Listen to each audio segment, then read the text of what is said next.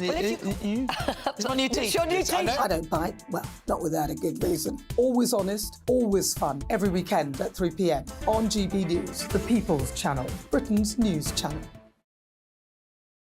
I think the most exciting bit for me is talking to people. People who I think are ignored often by the major news channels. We're going to give news they want to hear. There's a voice there that needs to be heard. I think there's a chance here for a diversity of opinion to be expressed, which you don't find elsewhere. It's really exciting. We don't hold back. We're free to say how decisions that are taken here affect us all around the country. Only on GB News, the People's Channel, Britain's news channel. Tired of the usual focus-tested, pre-prepared Westminster runaround? Well, so am I. So you want higher taxes? Is your department to blame for this? Are you rethinking this policy? Every Sunday at 9:30, I'll be sitting down with those in power to get the truth about the issues affecting you. Let's be honest, we've known about the cost pressures of this project for years, not months. That's the Camilla Tominey Show, a politics show with personality. On GB News, the People's Channel, Britain's news channel.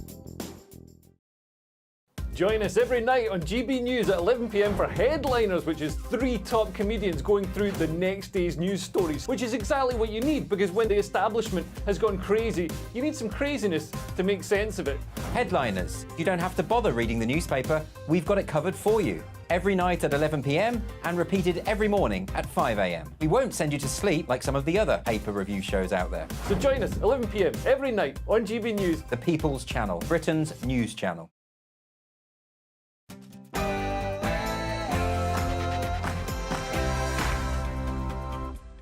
This is Patrick Christys Tonight. Now, enraged parents bunked their kids off school today as the pro-Palestine protests take another twist. Should they be fined? That's what I want to know. But it doesn't sound like some of them got consent from the school. It's very vile. It's just really basic questions, though, isn't it? Yes, well, a Nigerian man with 3 kids by 3 different British women is facing deportation after trying to scam our asylum system by claiming to be gay. Tonight's fiery clash features a man who came out live on African TV and had to flee his country. Me again. Meghan Markle is back in Hollywood, and Harry tries to distance himself from Omid Scobie's latest attempt to bring down our royal family. Boris Johnson's father, Stanley, joins me to discuss Nigel Farage's gruelling challenge in I'm a Celeb and whether Bojo could make an astonishing return to frontline politics. And, of course, sparks will fly on the sofa tonight with Neil Wallace, David Oldroyd-Bolt and Nina Mishkov. You will not want to miss a single minute of what I've got lined up for you. It's Patrick Christys Tonight.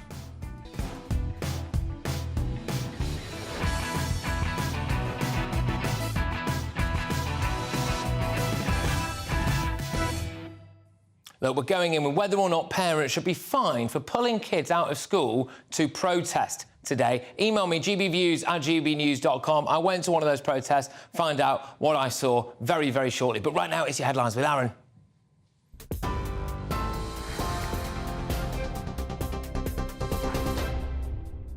Very good evening to you. Aaron Armstrong here in the GB newsroom.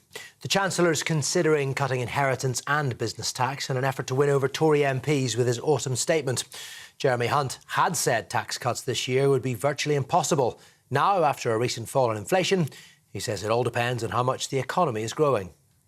The best way that we can reduce the tax burden for everyone is to grow the economy. There's no shortcut. If we grow the economy, if we support manufacturing businesses like the one I'm visiting today in Sheffield, that means that we have more money to reduce the tax burden, but also to invest in public services like the NHS. So we will always take a balanced approach, but putting the economy first.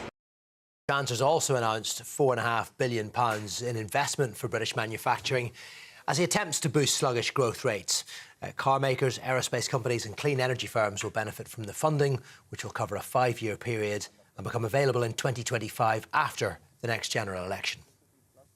The Prime Minister says he's determined to press on with his plan to deport asylum seekers to Rwanda, despite the government's defeat in the Supreme Court. Will the Prime Minister rescue the Rwanda plan, Mrs Bradman? Well, Suella Braverman, who was sacked this week, claims his attempts won't work unless he opts out of the European Convention on Human Rights. The former Home Secretary believes the proposed new treaty and legislation are simply a tweaked version of a failed Plan A. She's warned Rishi Sunak's proposal will get bogged down in the courts, but the Prime Minister says he'll take on anyone standing in his way. The Labour leader is refusing to back calls for a ceasefire in Gaza, claiming his party remains united despite this week's rebellion. On a visit to a gas terminal in Aberdeen, Sir Keir Starmer indicated his position proves he is the right person to be the next Prime Minister. However, GBNews understands there's concern within the party about a growing rift between Sir Keir and the Scottish Labour leader. Anas Sarwar's MSPs look likely to back an amendment in Holyrood next week that will call for a ceasefire. A man who murdered a schoolteacher in Ireland has been jailed for life. 23-year-old Aisling Murphy was killed while exercising on a canal path in Tullamore in January last year.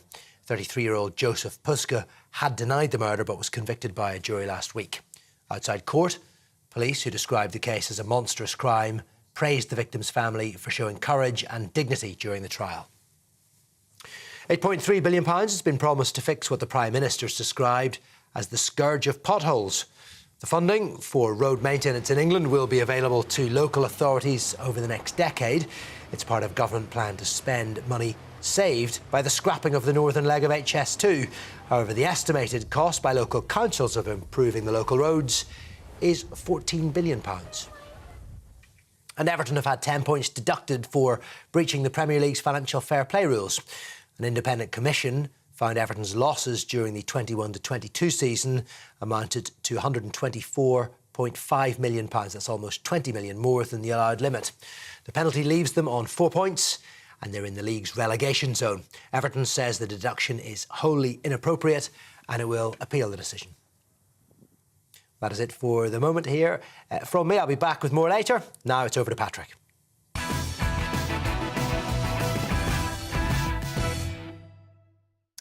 Should parents who drag their kids out of school to take part in pro-Palestine protests be fined? Right across the country, parents let children bunk off to take part in marches. Now, some of these children look no more than 4 or 5 years old. A school strike was organised by the hard left Stop the War coalition in London, Bristol, Manchester and Glasgow. Senior members of that group have reportedly expressed support for Hamas, and Jeremy Corbyn is apparently the Deputy President. This raises serious questions about the indoctrination of children, exposure to anti-Semitic views and whether this should in fact be legal. One of the marches took place in Ilford in London, and I want to take a little look.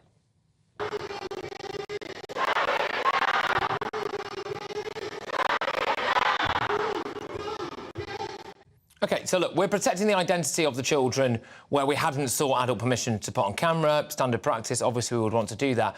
But I saw incredibly young kids waving flags, holding placards and chanting as well. Now, whenever I go to these protests, OK, and I think our regular viewers here will have seen me, well, going to a couple of them the previous couple of nights, won't you? There's always people following me around, telling other people not to talk to me, like this lady. It's very biased. It's just really basic questions, though, isn't it? Interviewed by them, so we do not want to be interviewed by them. You could just answer really basic questions. What are they so afraid of, people saying to me? That's what I want to know. What are they afraid that I might discover? I did manage to speak to a couple of ladies, though, who kindly agreed to a very quick chat. You don't have to be a Muslim. You don't need to wear a headscarf to actually understand that, you know what? Yeah, it's not just Muslims are dying. Christian, Palestinian people are dying. Even Jewish people, they are dying. Palestinian lives matter. That's the main thing that we're trying to express today, is that Palestinian lives matter in simple form. But I couldn't help but ask the First Lady what her children's school made of the fact that she'd obviously pulled them out for the day. You obviously felt so strong that the kids have come out of school. What's the school's reaction to that being? Have they been fine with it? I don't know if they're fine with it. Yeah, clearly haven't really asked there. But the gathering today in Ilford, as far as I could see, was fine. Certainly very, very different to the ones I've been on the last couple of days.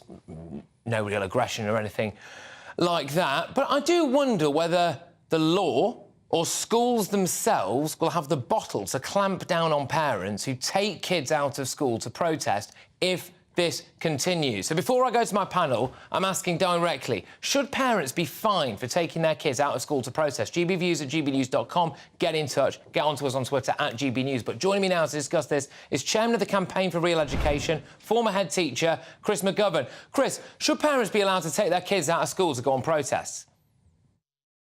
In my view, they certainly should not be allowed to go to school. And in fact, it's unauthorised absence, so they will be fined if the school is doing its job. And what we've seen today is children who don't understand what they're doing. They're being given placards. And what I would also say is that we shouldn't be surprised by any of this, because what's going on in schools today has its roots going back 30, 40 years. I remember back in 1995, when the government of the day sent a video pack to every single school in the country to commemorate VE Day. It was the 50th anniversary. It was a 35-minute video. It gave 14 seconds to Winston Churchill, and only to say he lost a general election in 1945. That was the start. Then a couple of years before that, even, there were the new GCSE exam came in. There were model questions sent to schools at that time, asking teachers to tell children, and these were GCSE questions, to imagine they were members of Palestine Liberation Organization and to explain why they were blowing up Israelis. And that's the way that was set 40 years ago. So the teachers in school today, they were educated like that. There's huge ignorance, and it's appalling, but I'm afraid it's a degradation of our system. We shouldn't be surprised. It's been going on for a long time. There is the potential, Chris, for indoctrination of kids, not just amongst the parents who are actually potentially, some of them anyway, taking the kids on these marches, but also from within the school itself. Oh, massively so. It's massively so. Quite recently, when we had those three girls going from, I think, a school in Bethnal Green over to ISIS, the police went into the school to see whether there was any sort of promotion of terrorism, and they said, no, it's completely clear. But let me tell you what's going on in that school and elsewhere, is that teachers are teaching children that there are always two points of view. So with regard to, should we say, the 9/11, there was the view of Osama bin Laden, and there's the view of President Bush. They are different views, they are children are told, but they're equal views. So what happened when Hamas committed their terrible atrocity in Israel a few weeks ago? It would be taught as, this is the Hamas point of view, this is the Israeli point of view, and they are equivalent. That's what they're taught. It's called value relativism. It permeates our education system. OK, all right, look, Chris, thank you very, very much. Great to get your views as a kind of educational insider, really. That's the chairman of the Campaign for Real Education, former head teacher, Chris McGovern. Now, I don't think we're going to get a huge amount of agreement on the panel tonight, but I could be wrong, so we're going to be joined by journalist and broadcaster Nina Mishkov, looking resplendent in pink, if I may say so. Thank you. Broadcaster and historian David Oldroyd-Bowles, equally ravishing, of course, and Fleet Street legend Neil Wallace. You're all right. OK, so who to start with now? Look, David, I'll start with you. Do you think that the parents should be fined if they take their kids out of school onto these marches? Yes, just as parents should be fined for removing their children from school for any reasons but that of illness, for taking exams in music, or for competing in sports, which is extracurricular, because this is unauthorised absence. And the cause is irrelevant. The point is that children should be in school. I find it particularly egregious when it's very young children being taken out, because these are clearly not children who can express any form of point of view for themselves. You know, these are not secondary school children who could have some kind of opinion about this. These are young children being used by their parents for political purposes, and it is wrong. Nina, does it make you feel uncomfortable when you see or hear of people not much older than toddlers, for example, you know, and they've got banners that clearly their parents have written for them, and they're being taken along and they're being part of the chanting? Does that make you a bit uncomfortable? It does make me uncomfortable for any child exposed to what's going actually on in Palestine and Gaza. I wonder why the parents are allowing their children to watch the news. I mean, if they are watching the news, I can't watch. I can hardly watch the news. It makes me cry. You see a small child, you know, an amputee. You see a little boy saying, in translation, "What have we done wrong? What have we done wrong? We've done nothing wrong." And another child saying, I want my mother, I want my mother. So that's all terribly upsetting. And that can, if you allow a child to watch that, a primary school child to watch that, that is going to be devastating for them. And therefore, that makes them far more malleable and far more likely to want to protest, because they don't understand the politics of it. So it's not saying Israelis bad, Palestinians good. They just see children being killed, being maimed, and their houses being destroyed. Neil, my concern, well, apart from all of it, really, is that some of the marches that I've been to, as regular viewers of the show will know, you can obviously watch all of this stuff online. I've put it all out there. There were a couple of out-and-out kind of hate incidents that I went to the other night. Now, there were actually children at those as well.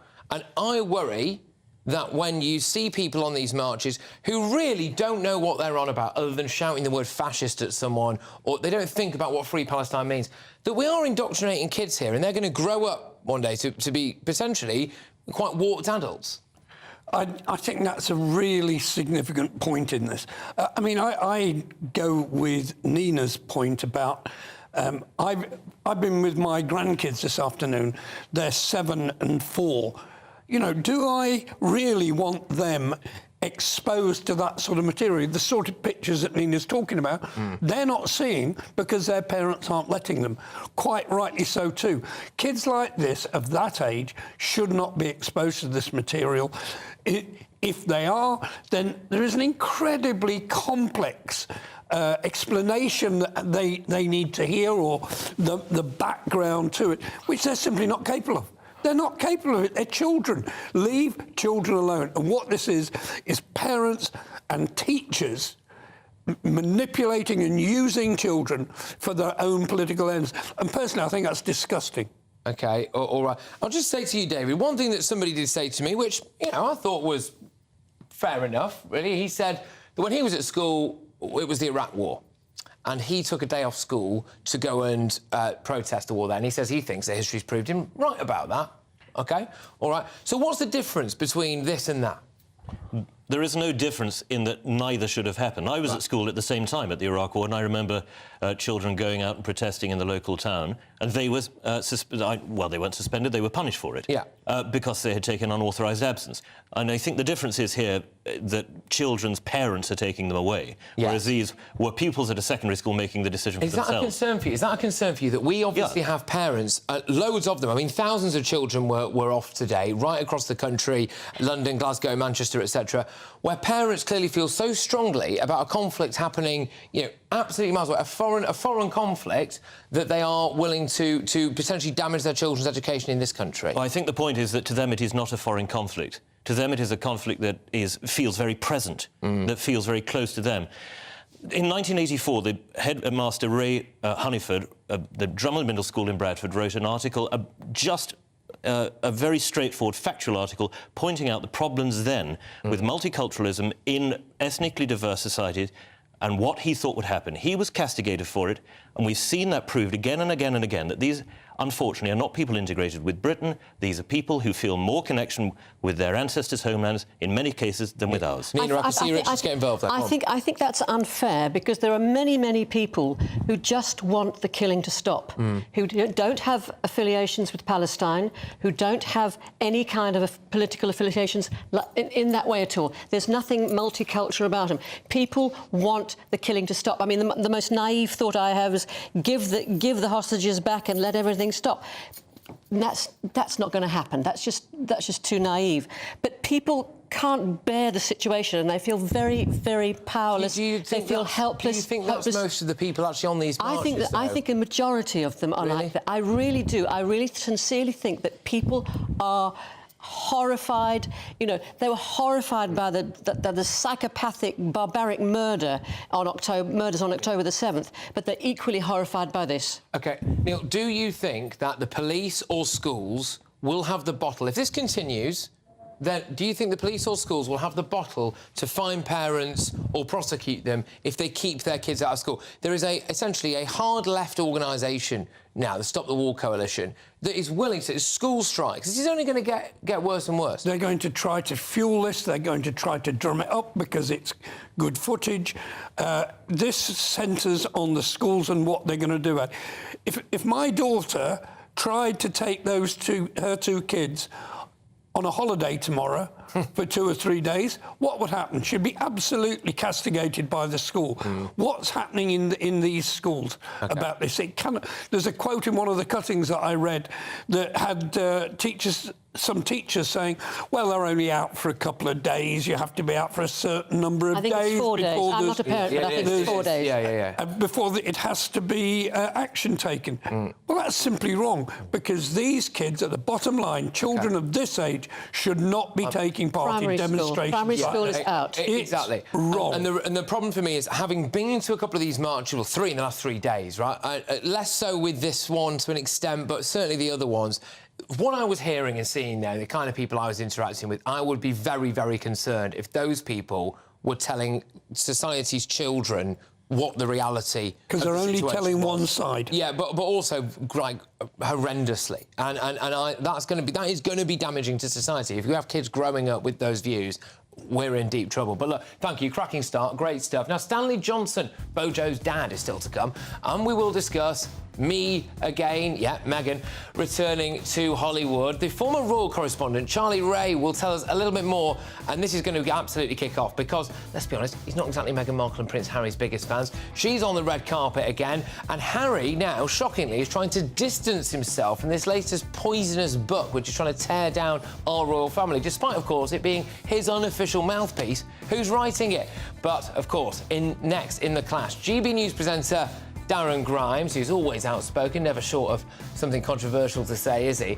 And this is going to be fascinating. Gay rights activist Bisi Alimi, who came out on national television in Africa and then had to flee his country. They're going to debate whether people are abusing LGBT asylum claims in the UK. Why? Well, because a man who managed to father 3 children from 3 different women claims to be gay and now could face deportation for allegedly gaming our system. All that coming your way and much more. Don't miss it.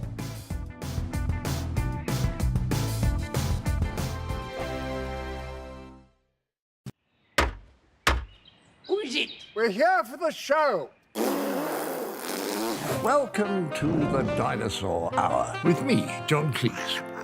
I was married to a therapist. And you survived? I thought we were getting Hugh Laurie. Second best. You interviewed Saddam Hussein. What's that like? I was terrified. I'm playing strip poker with these 3. Ah! No, thank you. My CDs need to be put in alphabetical order. Are you going to be problematic again? The Dinosaur Hour. Sundays at 9 on GB News. What you get for breakfast is something that, if we do our jobs right, you will wake up to news that you didn't know the night before. It's a conversation. It's not just me and Eamon. We want to get to know you, and we want you to get to know us. From 6, it's Breakfast with Eamon and Isabel. Monday to Thursdays on GB News, Britain's news channel. There's only 3 people you can trust in life. Your doctor, your lawyer, and your nana. I'm not sure. So join me, Nana Aquare, at 3 p.m. every Saturday and Sunday, where we discuss the biggest topics of the weekend. Be ready for battle. Could you be quiet? What is this? It's my new teeth. It's your new teeth. I don't bite. Well, not without a good reason. Always honest, always fun. Every weekend at 3 p.m. on GB News, the People's Channel, Britain's news channel. I think the most exciting bit for me is talking to people. People who I think are ignored often by the major news channels. We're going to give news they want to hear. There's a voice there that needs to be heard. I think there's a chance here for a diversity of opinion to be expressed, which you don't find elsewhere. It's really exciting. We don't hold back. We're free to say how decisions that are taken here affect us all around the country. Only on GB News, the People's Channel, Britain's news channel. Tired of the usual focus-tested, pre-prepared Westminster runaround? Well, so am I. So you want higher taxes? Is your department to blame for this? Are you rethinking this policy? Every Sunday at 9:30, I'll be sitting down with those in power to get the truth about the issues affecting you. Let's be honest, we've known about the cost pressures of this project for years, not months. That's the Camilla Tominey Show, a politics show with personality. On GB News, the People's Channel, Britain's news channel. Join us every night on GB News at 11 p.m. for Headliners, which is 3 top comedians going through the next day's news stories, which is exactly what you need, because when the establishment has gone crazy, you need some craziness to make sense of it. Headliners. You don't have to bother reading the newspaper. We've got it covered for you. Every night at 11 p.m. and repeated every morning at 5 a.m. We won't send you to sleep like some of the other paper review shows out there. So join us 11 p.m. every night on GB News. The People's Channel, Britain's news channel.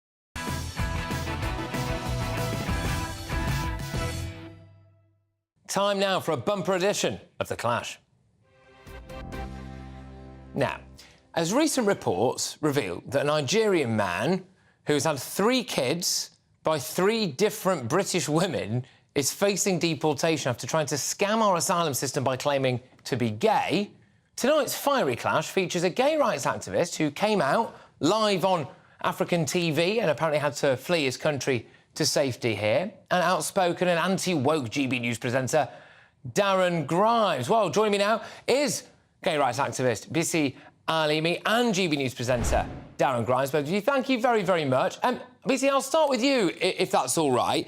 Is it fair to suggest that some people are essentially conning our authorities by pretending to be gay in order to get asylum? Oh, I think you might just need to turn your... Sorry, Bisi, I'll stop you there. Just need to turn your microphone on, I think. But I'll go to you, Darren, then. Look, do you think we're being taken for a ride here? Oh, absolutely, undoubtedly. I mean, especially, you know, this man clearly came to take advantage of the British gravy train, and he's not alone, right? Masterminding a scam, duping 272 victims.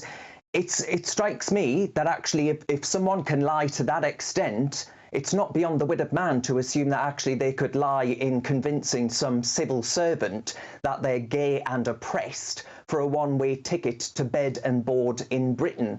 It's just yet another addition to the unending soap opera, Patrick, that is our asylum system. I mean, the bloke had 3 smartphones in his bin in his child's school bag, and the court was told that his gay partner, who helped arrange his escape from Nigeria, was later killed. And you just think this is all sounding far too convenient unless you have literally the worst life imaginable. OK, Bisi, yeah, same question. And look, it does look like some people are just trying to con us by pretending to be gay, no? Well, I think when you look at the percentage of people who claim asylum falsely, they are so minimal that it has no absolute effect on the system. It doesn't make it right. I know what I went through to claim asylum in the UK. I know what a lot of my friends went through to claim asylum in the UK. Many people who are genuinely asylum seekers are being locked up in detention centres across the United Kingdom, and that is the issue that we should be talking about. And yes, there are people that are scamming the system, and I think we need to take measures to make sure that we give asylum to the people that deserve it. And that includes the Home Office working with asylum seekers or refugees who already have their system, who understand the asylum system in the UK, but who comes from countries that have serious anti-gay law, and be able to support the Home Office to fish out the people who are trying to rip the system up. We can't stop it, but we can minimize it. Darren, just, you know, your views on whether or not, just because it's only such a small number of people doing it, that actually it's not the end of the world. I mean, if literally everyone, Patrick, who declares that they're LGBT can come here and do that. I mean, it was 7% in 2017. That was climbing to 10% of all applicants, right? And here's the thing as well that people have got to understand. The Centre for Policy Studies, it's a Westminster-based think tank, they actually say that the asylum system itself is so antiquated that the 1951 Refugee Convention now means that 780 million people would be actually able to come forward and say that they ought to be recipients of Britain's asylum system. So the gap between intention and outcome is growing wider than the Grand Canyon, Patrick. And that's where ultimately I think Britain needs to get real and accept that it can't be the end destination for everybody that wants to come here, especially given that you know, we're talking about France, right, where a lot of people, illegal migrants, are coming from. This is the land of baguettes, fine wines and human rights. It's not some land of anti-LGBTQ, whatever the alphabet soup is these days, right? This is all marinated in a brine of liberal guilt. And the British people, I'm sorry to say, we've got enough problems. We can't be taking on all of the world's. OK, BC, I'll ask you, if you don't mind, what was your process like? I mean, to be fair, I imagine it was quite easy to prove that what you were saying was true, because my understanding is that you'd been on television. You had, like, literal evidence, right, of what was happening to you. So if you could explain a bit about what happened there for us, please, and what that process was like, and maybe just try to alleviate some concerns that people might have, which is, if I just turned up from another country and claimed to be gay, and being gay in that country was frowned upon, despite the fact that I'm a straight man, I could just get away with it. So you want to talk us through that process, please? First of all, I want to say this, that the scaremongering that is going on here, but from Darren, is appalling. But again, it's Darren. I am not shocked. I'm not expecting anything profound to come out of the mouth of Darren. But let me be very specific. The process is not as easy as you would think. Now, I have to prove to the Home Office, I have to state what has happened to me. I have to prove to the Home Office that indeed my life is in danger, and my life is in danger because of my sexual orientation and gender identity. And also, I need to get letters from credible individuals who happen to know me to be gay from the country that I'm coming from. Now, it does not mean that people cannot fabricate these letters, right? There are people that are playing the system.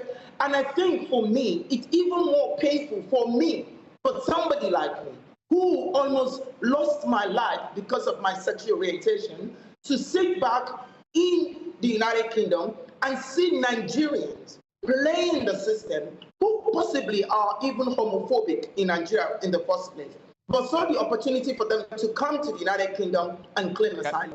But the process is not as easy as it should be. And I think the Home Office should be working with people like me and so many others that understand what it means from our country, to support them to be able to fish these people out. Look, I'll give the final word to Darren, but before that, Bissy, can I ask you, how do you feel about the fact that so many people who are coming here across the channel at the moment are coming from countries where it is illegal and punishable by death to be gay? Should we be saying to people who come from some of those countries who are not gay themselves, is that a massive red flag for you, Bissy? Does that make you feel a bit less safe? No, it is not a red flag for me.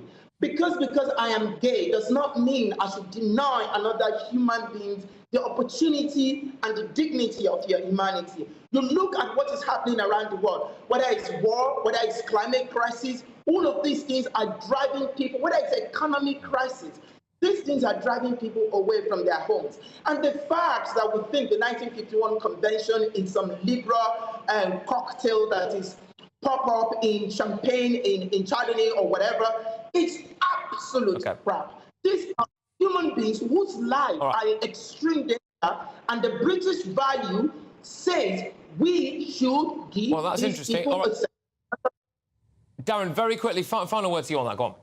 Yeah, I mean, talking about British values there, right? What we should be saying to people is, if you don't share our values, then sling your hook, because this country has been changed beyond all recognition, Patrick. We've seen people on the streets calling for jihad, for intifada, and actually I think the argument there says that if Britain turns into Nigeria, then that would be perfectly fine. Well, no, it wouldn't. We are British and we actually want to remain tolerant and accepting, and I'm afraid the argument there was one that says that we would be transformed even further beyond all recognition, and I don't want that, and I imagine most of your viewers don't either, Patrick. Look, both of you, thank you very, very much. I mean, fascinating discussion. We could have carried that on for another hour, actually. Maybe we should have done, but there we go. Who do you agree with, OK? Are people abusing LGBT rights to con our asylum system? Paddy on X says, like everything, of course, people will abuse the system. However, him having 3 children does not prove he is not gay. Yeah, interesting. I mean, I think the point there is that he had them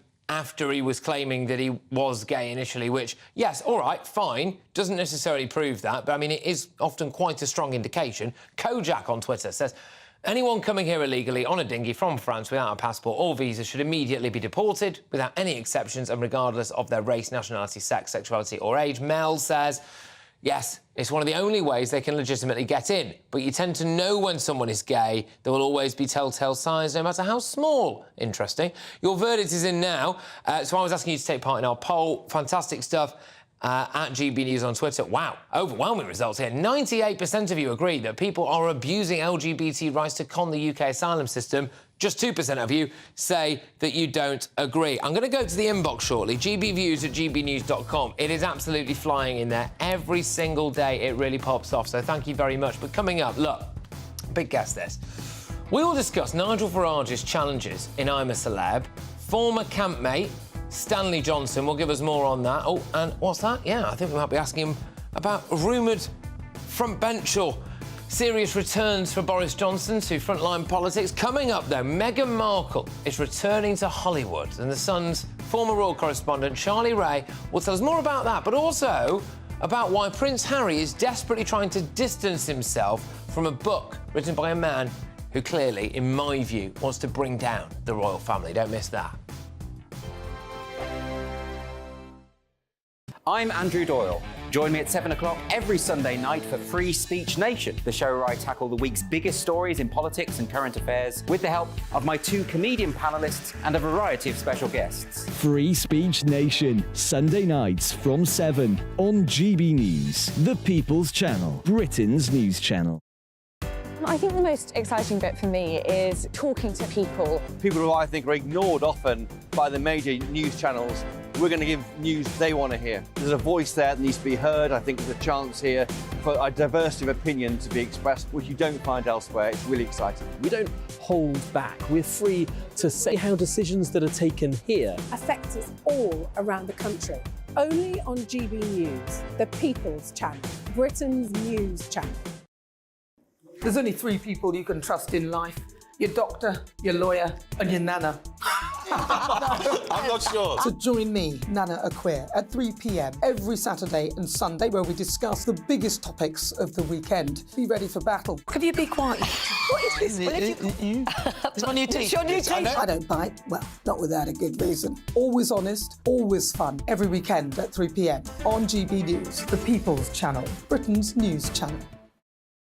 So Jubes and Kerr, we tackle the issues of the day with real, robust debate, both sides of the fence, battling it out with me in the middle with my forthright opinions and views. And often really interesting things happen because you start with a position and then by the end of the debate you find actually, well, I might not have thought about that one. What we need in this country is 2 new political parties. You should maybe think about doing a 2024 calendar.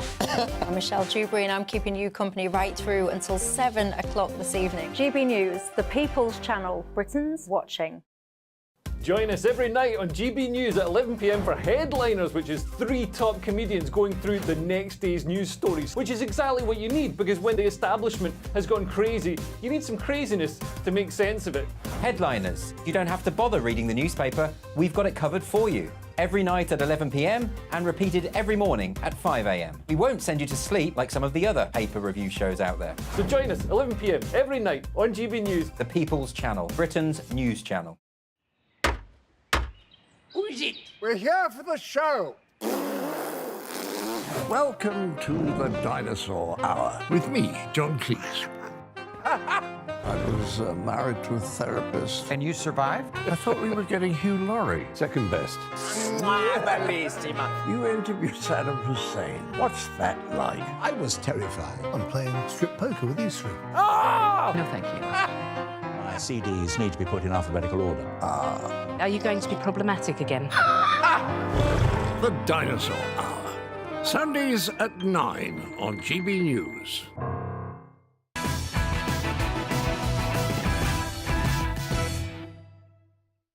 Time now for a very special royal roundup as me again, Meghan Markle, makes her way back onto the red carpet in Tinseltown, Hollywood. I say makes her way back onto it. I mean, Greek, she was basically a Poundland soap actress, wasn't she? But Harry tries to distance himself from Omid Scobie's latest attempt to bring down the royal family. Do you believe that Prince Harry hasn't been leaking stuff to Ahmed Scobie. All of this, by the way, before I've got Boris Johnson's dad on it. But joining me right now for the latest royal revelations is the Sun's former royal correspondent, Charlie Ray. Charlie, great to have you on. First things first, Meghan Markle back on the red carpet. She's where she belongs, isn't she? Clawing her way onto B-list films and soaps. Well, this is what she likes doing. She likes all this sort of stuff. This was a Vanity Power women in Los Angeles that she was at, and she looked quite nice, quite good in that gown. And then she gave the hint then that they've got a lot of projects on the slate, and she can't wait until we can announce them. But I'm just really proud of what we're creating. Well, that'll be novel if they're actually creating something, because they haven't created very much for the £80 million from Netflix. It'll be interesting to see what, in actual fact, they're going to come up with. Is she going back to acting, or is she going to do more producing, or what? I mean, who knows? Yeah, I mean, one of the key reasons I'm convinced, by the way, that Harry was trying to big her up for voiceover work is because voiceover work is about 10 times easier than actually having to act in something. I mean, it's dead easy if someone hands you a script and goes, can you just be the cartoon character in this Disney film, than it is to actually go and be the actress in it. Maybe that's an indication of where they're at. I mean, of course, it would be probably preferable if she went back into Hollywood and didn't go into politics, Charlie. The politics business, I'm afraid, I think is lost gone, because there aren't anybody in the Democratic Party really have shown any sign of actually wanting her on board. Although she has tried to go down that route, she's phoned an awful lot of Democratic members over there to try and get a basis there. Can you imagine her in the Democratic Party, and can you imagine her as president? Good God, well, I mean, to be honest with you, Charlie, I mean, I didn't really ever think I'd see a bloke who can't really walk down a flight of stairs being president of the free world. But, you know, we are where we are, as they say. I wonder what day of the week he thinks it is. This is also true, Patrick. When he described the Chinese president as a dictator at a recent meeting, another faux pas. Yeah, 100%. We're coming on to that. Look, I want to get you on this book, Ahmed Scobie's book. Apparently, it's going to rock the royal family to the core. It's going to shake him to the core, etc. I think it's quite reasonable to suggest that he is intent on helping to cause as much trouble for the royals as possible. The question is, has Harry helped him do it? Because he's supposed to be kind of Harry's mouthpiece, isn't he? Now Prince Harry desperately trying to scramble back from having anything to do with this new book. Well, let's look at the evidence. He wrote the book Finding Freedom when the couple left the royal family, and he denied emphatically that he had no cooperation from Harry and Meghan, and it was only later that he was forced to admit that, in fact, he had got cooperation, and that was because Meghan herself had said she'd forgotten that she'd asked one of her aides to have a chat with him. Now, so the evidence really is that there is some sort of cooperation from the Sussex camp. I believe that there is cooperation despite their denials. But I wouldn't be at all surprised if the couple actually now distance themselves from Ahmed Scobie, because it's become quite a bit of a hot potato. Everything that's going to be in this Endgame book, which comes out at the end of the month, has already been in the papers to a greater or lesser degree. And this is Ahmed Scobie's spin on it, with the death of the Queen, Harry not knowing, the fact that Meghan wasn't allowed to go to Balmoral, and so forth. So we're getting all that sort of spin. Where is he getting this information from? It can only come from the Sussex camp.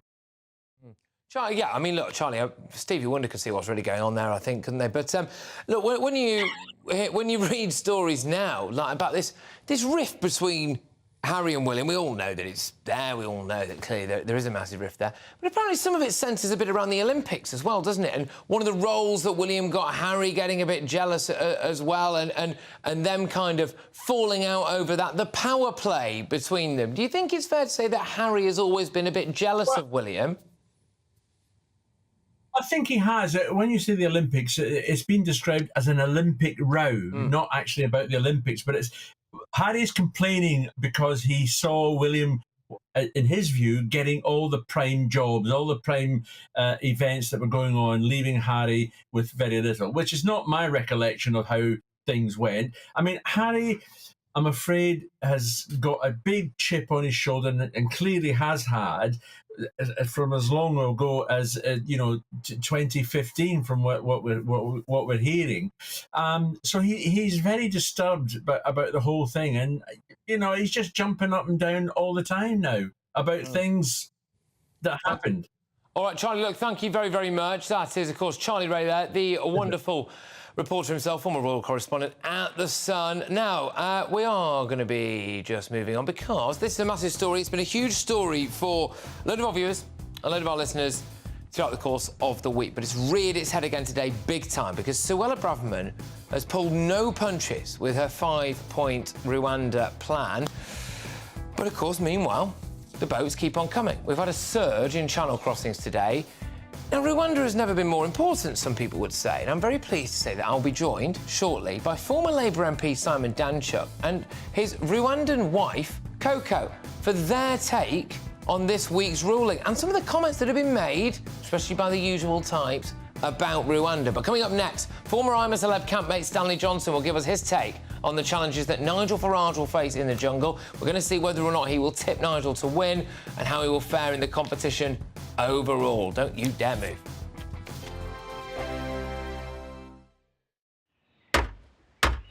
Who is it? We're here for the show. Welcome to the Dinosaur Hour with me, John Cleese. I was married to a therapist. And you survived? I thought we were getting Hugh Laurie. Second best. You interviewed Saddam Hussein. What's that like? I was terrified. I'm playing strip poker with these three. No, thank you. My CDs need to be put in alphabetical order. Are you going to be problematic again? The Dinosaur Hour. Sundays at 9 on GBNews.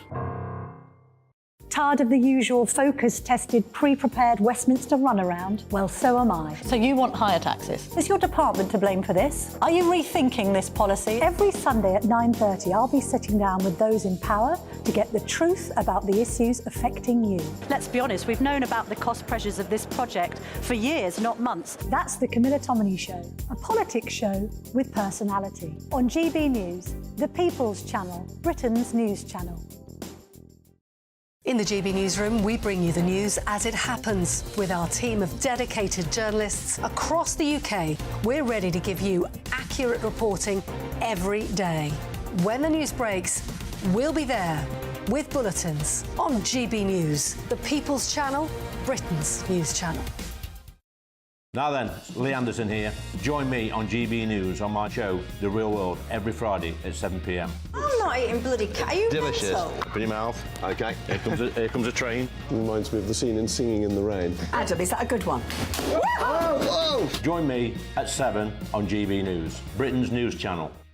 I'm Andrew Doyle. Join me at 7 o'clock every Sunday night for Free Speech Nation, the show where I tackle the week's biggest stories in politics and current affairs with the help of my 2 comedian panellists and a variety of special guests. Free Speech Nation, Sunday nights from 7 on GB News, the People's Channel, Britain's news channel. GB News, unlike other broadcasters, isn't obsessed with the London-Westminster bubble. We think there's a nation beyond the M25, and that's why we talk about the issues that matter across the land. Join me on State of the Nation, 8 to 9 o'clock, Monday to Thursday, on GB News. Daisy's listening, and you should too. I think the most exciting bit for me is talking to people. People who I think are ignored often by the major news channels. We're going to give news they want to hear. There's a voice there that needs to be heard. I think there's a chance here for a diversity of opinion to be expressed, which you don't find elsewhere. It's really exciting. We don't hold back. We're free to say how decisions that are taken here affect us all around the country. Only on GB News, the People's Channel, Britain's news channel.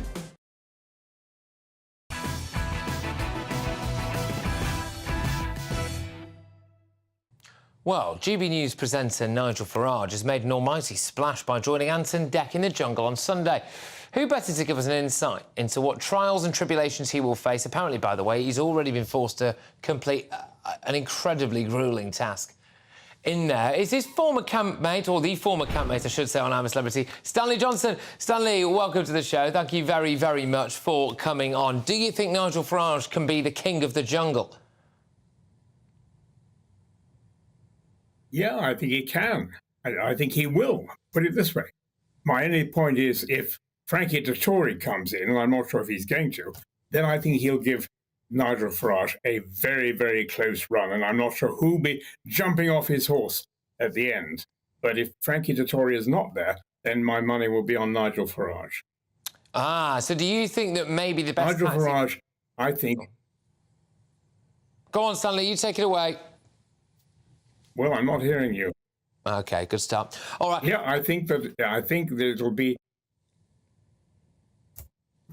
Right, look, what I'm going to do is I'm going to cut you off because we obviously need to go and sort out the delay that should not have really been allowed to have happened. But that is Stanley Johnson there. When we've sorted that out, I'll come back. But we're going to get Stanley to talk about whether or not he thinks that Nigel Farage can win. He thinks he can, but that Frankie Dettori, the jockey extraordinaire, may well be his chance to actually lose I'm a Celebrity. But apparently Nigel Farage has actually been doing some of the challenges already. I also want to ask Stanley as well about the potential for Boris Johnson to end up back in frontline politics. Could you imagine?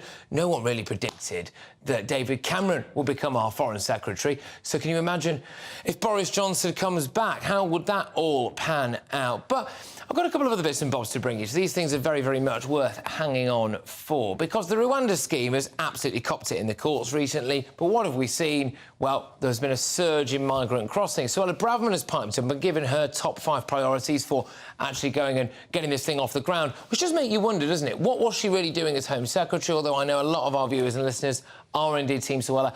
I'm going to be talking, OK, to a former Labour MP and his Rwandan wife about their views, anyway, that Rwanda is actually a safe country, and try and bust some of the myths about that nation. I believe Stanley Johnson is back with us.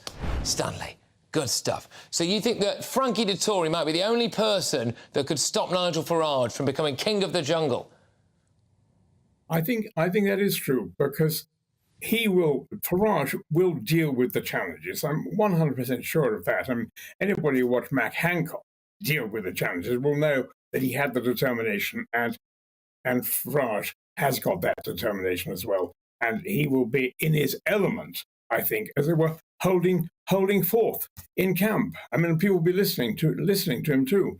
You know, he has made his name on his eloquence and his determination. So I think he'll get there.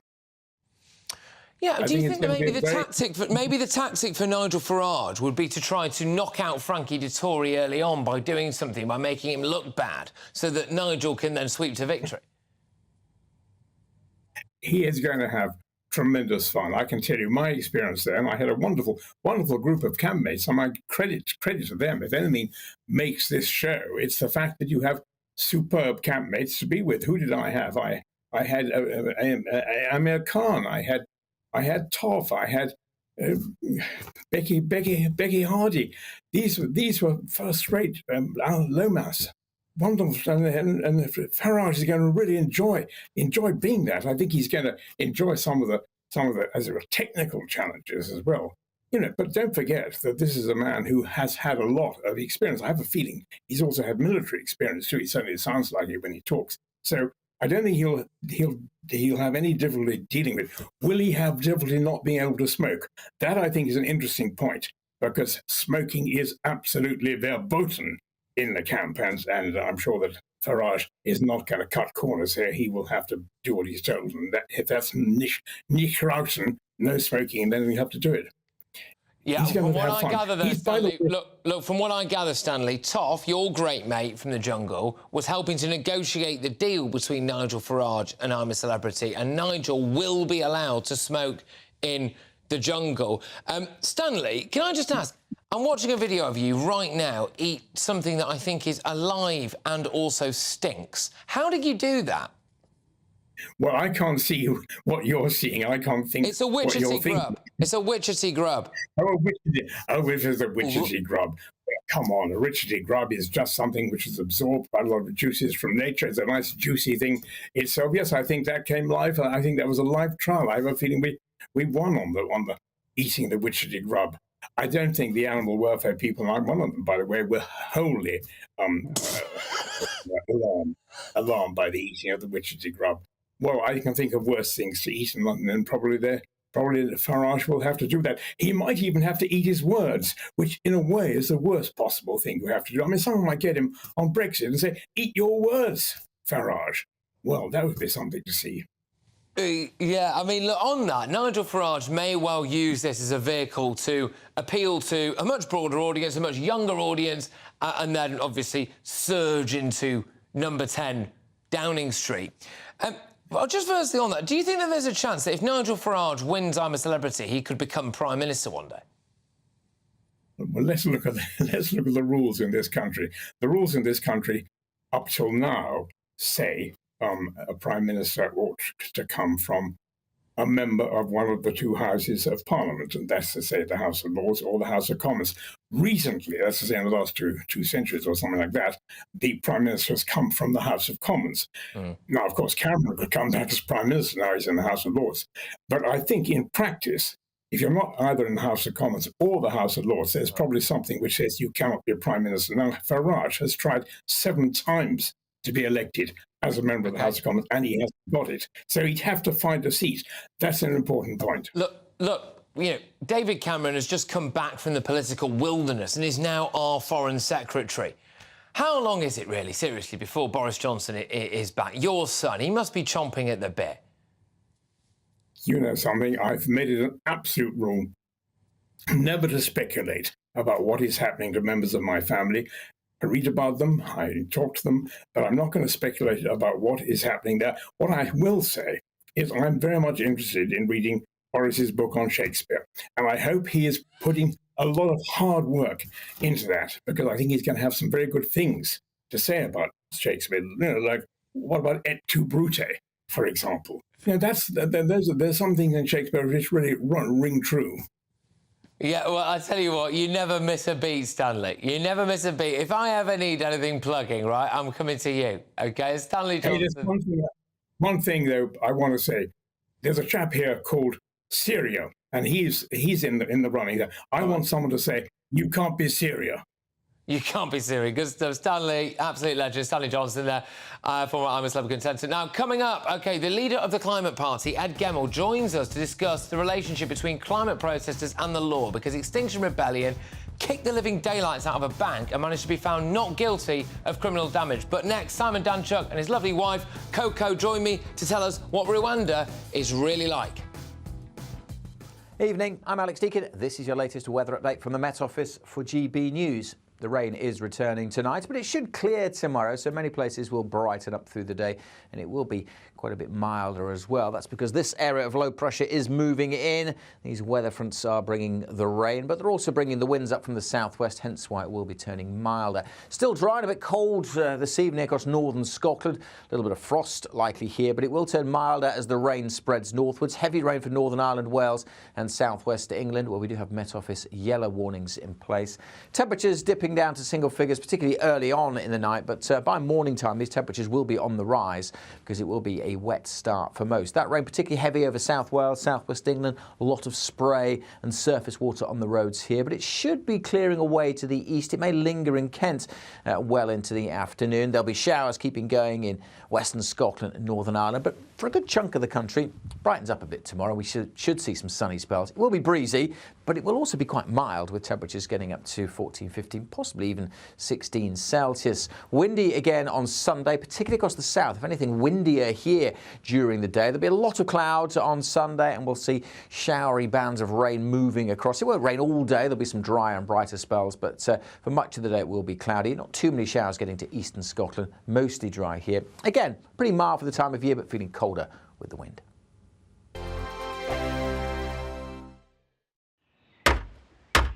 Who is it? We're here for the show.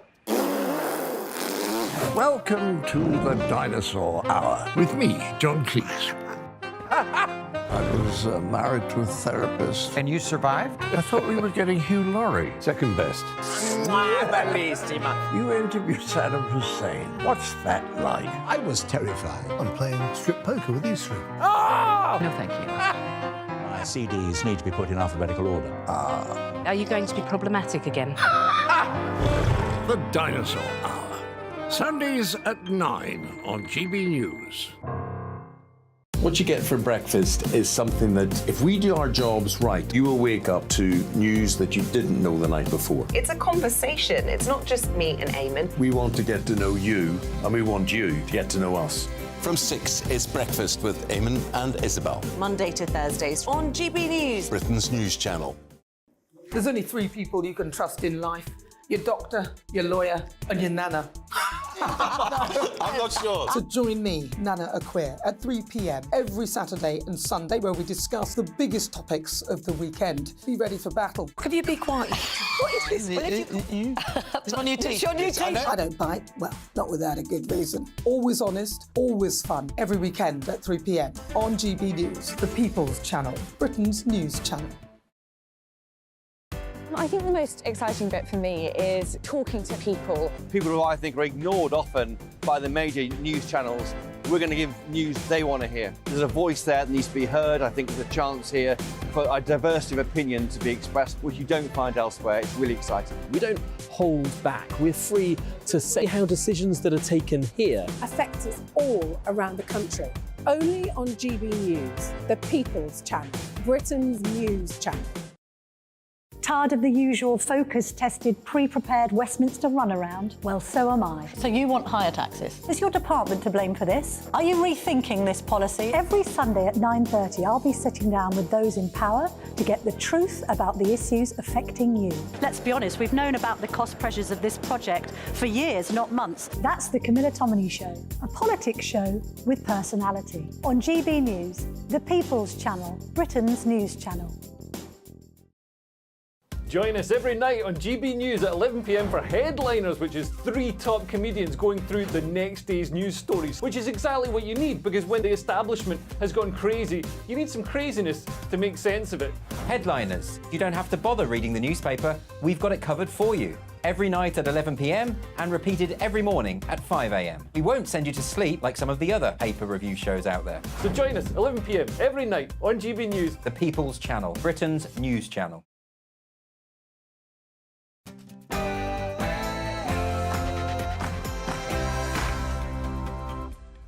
It's 10 p.m. on Patrick Christys tonight. A surge in small boat crossings today makes the Rwanda plan more vital than ever. But will the stuffy, unelected House of Lords block it again? And is Rishi Sunak all mouth and no trousers? I will not rest until the boats are stopped.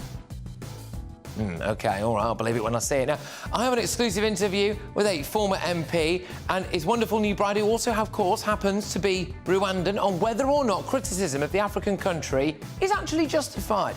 Now, Extinction Rebellion protesters who smashed up a bank have been found not guilty, yes, that's right, of criminal damage. What on earth is going on here? How can a jury actually find them not guilty? Now strap yourselves in for some sensational stories in the most entertaining newspaper review anywhere on national television.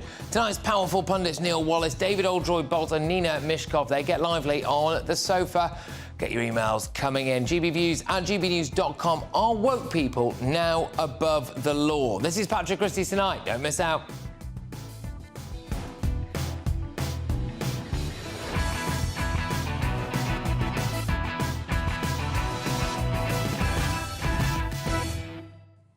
Absolutely huge hour coming your way. Make sure you do get in touch. GBViews at gbnews.com. When I come back, I've got a fantastic interview lined up for you about the reality of life in Rwanda. Stay tuned.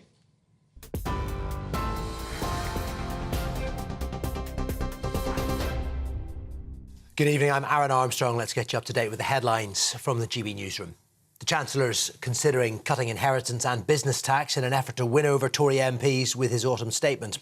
Jeremy Hunt had said tax cuts this year would be virtually impossible. But now, after a recent fall in inflation, he says it all depends on how much the economy's growing. The best way that we can reduce the tax burden for everyone is to grow the economy. There's no shortcut. If we grow the economy, if we support manufacturing businesses like the one I'm visiting today in Sheffield. That means that we have more money to reduce the tax burden, but also to invest in public services like the NHS. So we will always take a balanced approach, but putting the economy first.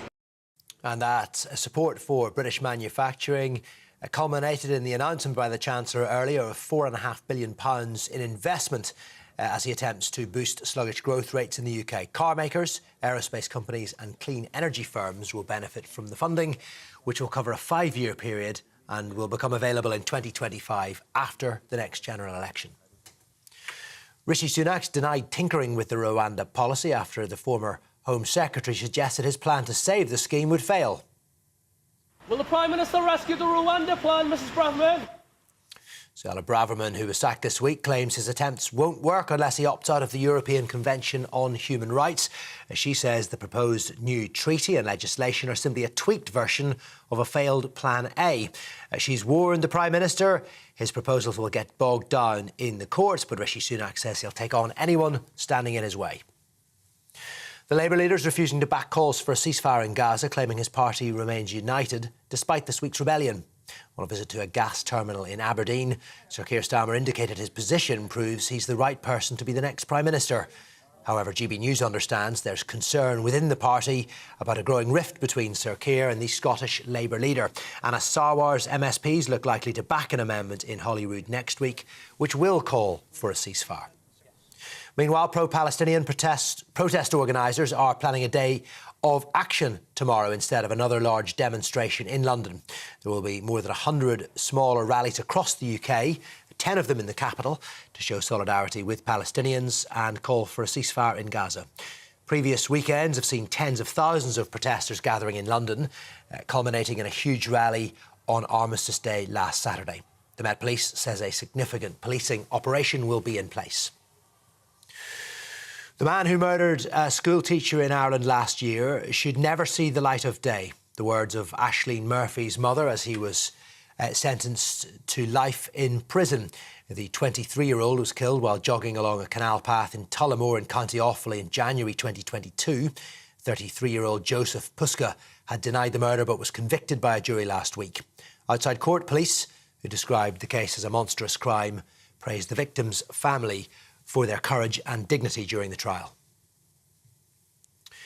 £8.3 billion has been promised to fix what the Prime Minister's described as the scourge of potholes in this country. The funding for road maintenance in England will be available to local authorities over the next decade. It's part of a government plan to spend money saved by the scrapping of the northern leg of HS2. However, the estimated cost of improving local roads in England and Wales is £14 billion. This is GB News. I'll be back with more a little later this evening. Now it's back to Patrick.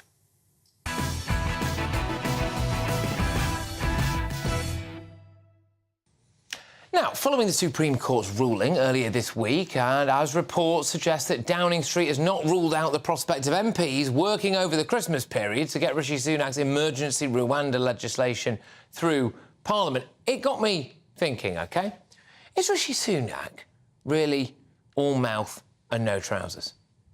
We've got to get the Rwanda plan up and running. I will do whatever it takes to make that happen. People are sick of this merry-go-round. I want to end it. My patience is wearing thin like everyone else's. That's why our emergency legislation will make it crystal clear that Rwanda is safe. I feel a bit sorry for the guy. It looks almost like he'd just been crying there, didn't he? But the Rwanda scheme has been absolutely slammed, left, right and centre, or should that just be left, really, from a lot of people ever since its inception. And look, here's how it was initially dealt with on the BBC. Want to revise your statement that Rwanda is a safe country? Well, I've been to Rwanda and I spent time working in Rwanda, and I can, there have been problems there. Extrajudicial killings, not problems. Yeah, and I mean, look, this guy needs no introduction, does he? He's, of course, James O'Brien. I'll have to give him one anyway. And if you want to live in a country where Suella Braverman, who dreams of deporting people to a place where refugees get shot dead by police, gets to decide whether it's safe or not, then I think you've got to give your head a bit of a wobble. I'm joined now by former Labour MP for Rochdale and his lovely wife, Coco, who know firsthand all about Rwanda. So, look, both of you, thank you very much for coming in. It's really great to have you in the studio. We always try to do ladies first here, Coco, so I'll go to you first, if that's OK. When you hear people talking about Rwanda like that, how does that make you feel? I feel really bad, because that's completely wrong. The Rwanda is one of the safest countries in the world. The police officers there are very efficient, no corruption there, they're empowering women. It's really, the whole country is very beautiful, yeah.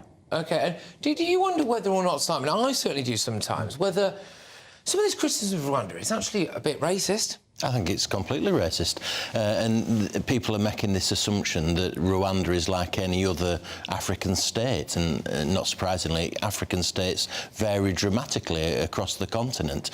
And as Coco says, Rwanda is economically doing very well. It's a very smart, efficiently run country. It's a very safe place. So the idea that we couldn't send illegal immigrants there is just a nonsense. I mean, in terms of the Supreme Court ruling, it's quite obvious the reason that illegal immigrants come to Britain and don't stay in France is because, not least, because we have weak judges like the ones in the Supreme Court, and they know that they're onto a good thing if they arrive in Britain and don't stay in France. So the whole judicial system is one that's more appealing to illegal immigrants. Our system is more appealing to illegal immigrants than the one in France or elsewhere. Do you feel, Coco, that some of the conversations about Rwanda from people trying to say that, you know, it's horrible and it's a nasty place, do you think they are being a bit racist then?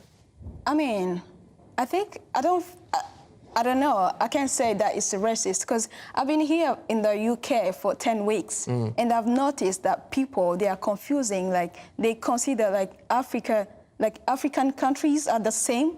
They're completely wrong. Like, Rwanda is very different. It's a very beautiful country. Like, yeah. Do you think that if we sent people who just come to this country, we sent them there to be processed, do you believe, honestly, that everything will be OK there? Yeah, completely. The Rwanda is the fastest economy growing, I would say. And the whole country is beautiful, tourist, you know. Yeah. OK, and do you wonder then, when you see that the public voted for a government that, you know, has always said that they wanted to be tough on immigration, with the way they've acted, it's not necessarily been that. They wanted to be tough on it, that they wanted to enact a Rwanda plan, which, if you look at the polls, you know, more people support it than not support it. It's not an outright majority, but more people support it than not support it. And yet you end up with the House of Lords, unelected, who could now block something that Rishi Sunak puts through. It'll end up getting dragged back through the courts again, which is the point Suella was making, really. And this can be blocked and blocked and blocked by people, despite what the public want. It's all about sovereignty, isn't it? Who runs Britain? That's the question that's now posed. Is it the Supreme Court? Is it unelected House of Lords? No, the answer is that it's Parliament. It's the House of Commons, people who are elected, and they've decided that this is the right policy for this country and that it should be enacted. As you point out, there's more people in this country think it's a good idea than it's a bad idea, and so it's the House of Commons, MPs, who should enact this legislation, and that should be where the buck stops.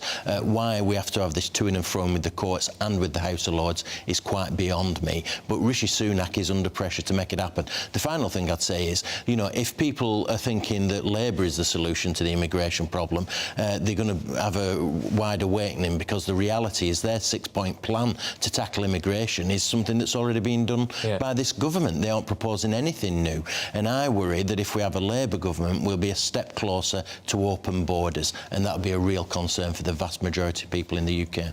Now, Coco, can I ask, how easy was it for you to come to Britain, and what was that like for you? I mean, it was easy, really. That's the thing. People ask me, like, they think that we're living in a poor lifestyle. We have technology, we have 5-star hotels, we have I mean, it was easy. Yeah, that's a good point. People think, oh, you'd be pleased to come here. But Kigali, the capital of Rwanda, is a really smart city. There's no potholes in Kigali. The streets are immaculate. Honest to goodness, there's bars, restaurants, nightclubs. It's a really thriving, vibrant place, you know. People assume it's like other parts of Africa. It's not anything like that Again, at all. I mean, that's quite offensive for people, isn't it, to assume...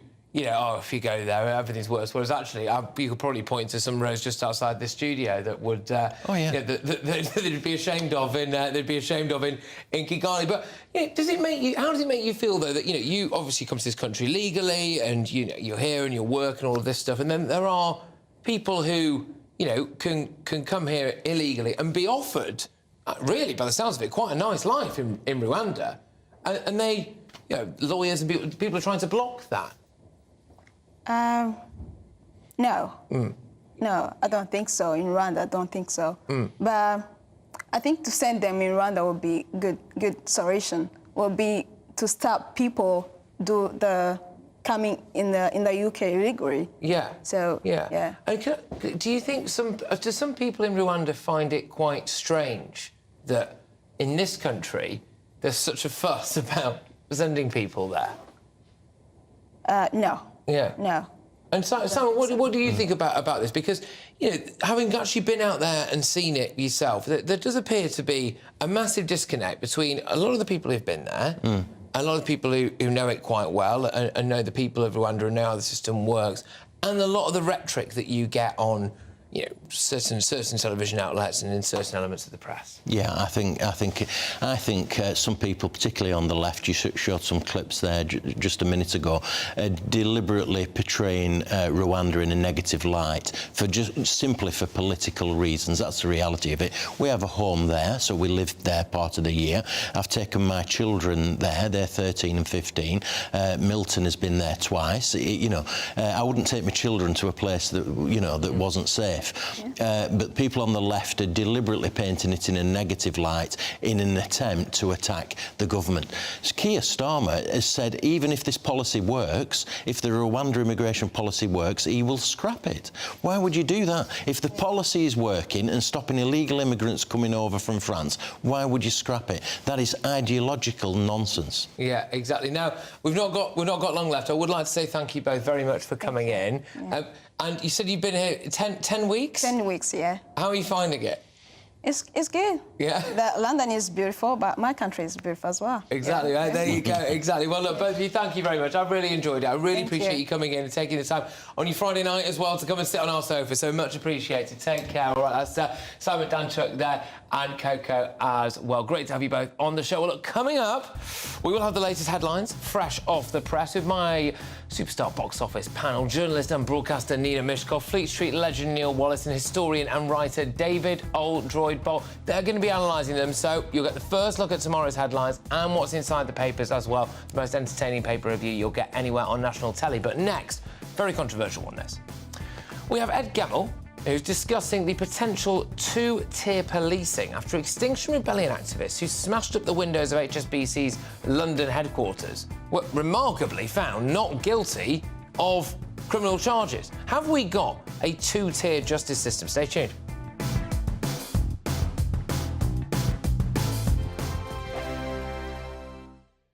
I'm Andrew Doyle. Join me at 7 o'clock every Sunday night for Free Speech Nation, the show where I tackle the week's biggest stories in politics and current affairs with the help of my two comedian panellists and a variety of special guests. Free Speech Nation, Sunday nights from 7 on GB News, the People's Channel, Britain's news channel. I think the most exciting bit for me is talking to people. People who I think are ignored often by the major news channels. We're going to give news they want to hear. There's a voice there that needs to be heard. I think there's a chance here for a diversity of opinion to be expressed, which you don't find elsewhere. It's really exciting. We don't hold back. We're free to say how decisions that are taken here affect us all around the country. Only on GB News, the People's Channel, Britain's news channel. There's only three people you can trust in life: your doctor, your lawyer, and your nana. I'm not sure. So join me, Nana Acquia, at 3 p.m. every Saturday and Sunday, where we discuss the biggest topics of the weekend. Be ready for battle. Could you be quiet? What is this? It's my new teeth. It's your new teeth. I don't bite. Well, not without a good reason. Always honest, always fun. Every weekend at 3 p.m. on GB News, the People's Channel, Britain's news channel. So Jubes and Kerr, we tackle the issues of the day with real, robust debate, both sides of the fence, battling it out with me in the middle with my forthright opinions and views. And often really interesting things happen because you start with a position and then by the end of the debate you find actually, well, I might not have thought about that one. What we need in this country is 2 new political parties. You should maybe think about doing a 2024 calendar. I'm Michelle Dewberry and I'm keeping you company right through until 7 o'clock this evening. GB News, the People's Channel, Britain's watching. Join us every night on GB News at 11 p.m. for Headliners, which is 3 top comedians going through the next day's news stories, which is exactly what you need, because when the establishment has gone crazy, you need some craziness to make sense of it. Headliners. You don't have to bother reading the newspaper. We've got it covered for you. Every night at 11 p.m. and repeated every morning at 5 a.m. We won't send you to sleep like some of the other paper review shows out there. So join us 11 p.m. every night on GB News. The People's Channel, Britain's news channel. Who is it? We're here for the show. Welcome to the Dinosaur Hour with me, John Cleese. I was married to a therapist. And you survived? I thought we were getting Hugh Laurie. Second best. You interviewed Saddam Hussein. What's that like? I was terrified. I'm playing strip poker with these 3. Ah! No, thank you. CDs need to be put in alphabetical order. Are you going to be problematic again? The Dinosaur Hour. Sundays at 9 on GB News.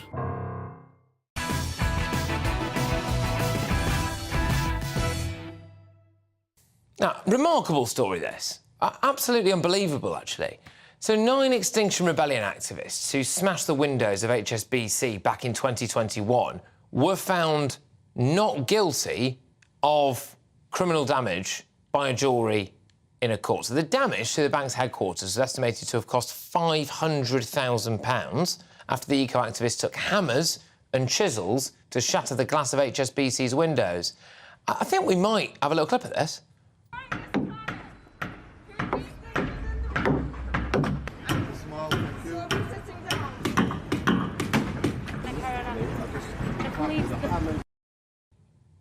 That's, like, it's not just me. Is that not criminal damage? I mean, apparently not. But is there actually, then, a 2-tier justice system when it comes to climate activism? We have heard a lot, haven't we, about 2-tier policing recently in light of the Palestine protest that we've seen. But is there also just a way that you can now convince juries that if your cause is, quote-unquote, worthy enough, then they will just find you not guilty? We saw something similar, didn't we, when the Edward Colston statue was dragged down. Those people were found not guilty as well. I'm joined now by Ed Gemmell, who's the leader of the Climate Party. Ed, look, thank you very much. A lot of people, myself included, are scratching our heads here as to how you could be found, not you personally, how one could be found not guilty of criminal damage when you... I mean, you've hammered the windows outside a bank. Yeah, I mean, Patrick, when you start to look at it, obviously people were there, they were creating the damage. When it comes down to whether or not that is criminal damage and whether or not they are guilty under our legal system, that's a question for the jurors after all the evidence has been presented and after they've been directed by the judge. And the judge in this case did direct them and also directed them as to what a potential defence could be. The jurors, as I understand it, from the articles and that have been written about it, is the jurors requested additional evidence because they had to get all the evidence that they were going to decide the case on from that court hearing. So they asked about what the Paris Agreement, what the conditions of the Paris Agreement were. They asked about what the British government was doing in relation to climate change, and they also asked some information on HSBC. So they asked for all the information. But this is the point. This is the point, isn't it? Exactly. Look, this is the point that is fascinating. So there's no question about there being damage, but it is fundamentally up to the subjective nature of a jury on any given day to dictate whether or not they believe that damage to be criminal. And if Extinction Rebellion can make the case to a jury that the world is ending, we're not doing enough to tackle that, and that that particular bank is, you know, nasty, horrible polluter or is funding pollution, therefore their action in that sense was not criminal, it was justified. And I find that very, very worrying because, well, that's what we've got the law for, haven't we? Try to take subjective things out of it. I mean, what next? What next? You know, I can be completely justified in doing absolutely anything I want. If I felt I would never do this, Ed, of course. But, you know, would it necessarily be criminal if I punched you over something, you know? Right, I mean, would it necessarily be criminal if you went and attacked some cameras all around London? I mean, I don't know. These are questions that need to come to the jury after the evidence is given. So the police bring the prosecutions. Is it criminal to be dropping down black fabric over the Prime Minister's house? Now, the acts happened. We know that the Blade Runners smashed up the cameras. It's then up to the case to be brought before the jury, and we have the right to a trial by our peers since the Magna Carta in 1215. So it's quite right that our peers go out and then decide if we're justified in taking those actions. But do you not think maybe there's a bit of fear, right? This is my point. Do you not think there's maybe a little bit of fear? So you're saying to a group of people who probably don't want to be there because they've been called up for jury service, that this group of people who are willing to smash the windows or potentially commit acts that many people regard as criminal damage, or, as well, during the Black Lives Matter situation where they tore down that statue of Edward Colston and dragged it into the water, there was a very similar situation there where the jurors know that there is potentially a mob waiting for them if they find this lot guilty. Do you not think this is kind of like mafia tactics here? I mean, I don't, Patrick. And to be honest, the other side of the argument where we will have to wait as well is the Blade Runners. So if any of them are brought in front of juries, what happens? And would anybody be worried about the mob in that situation?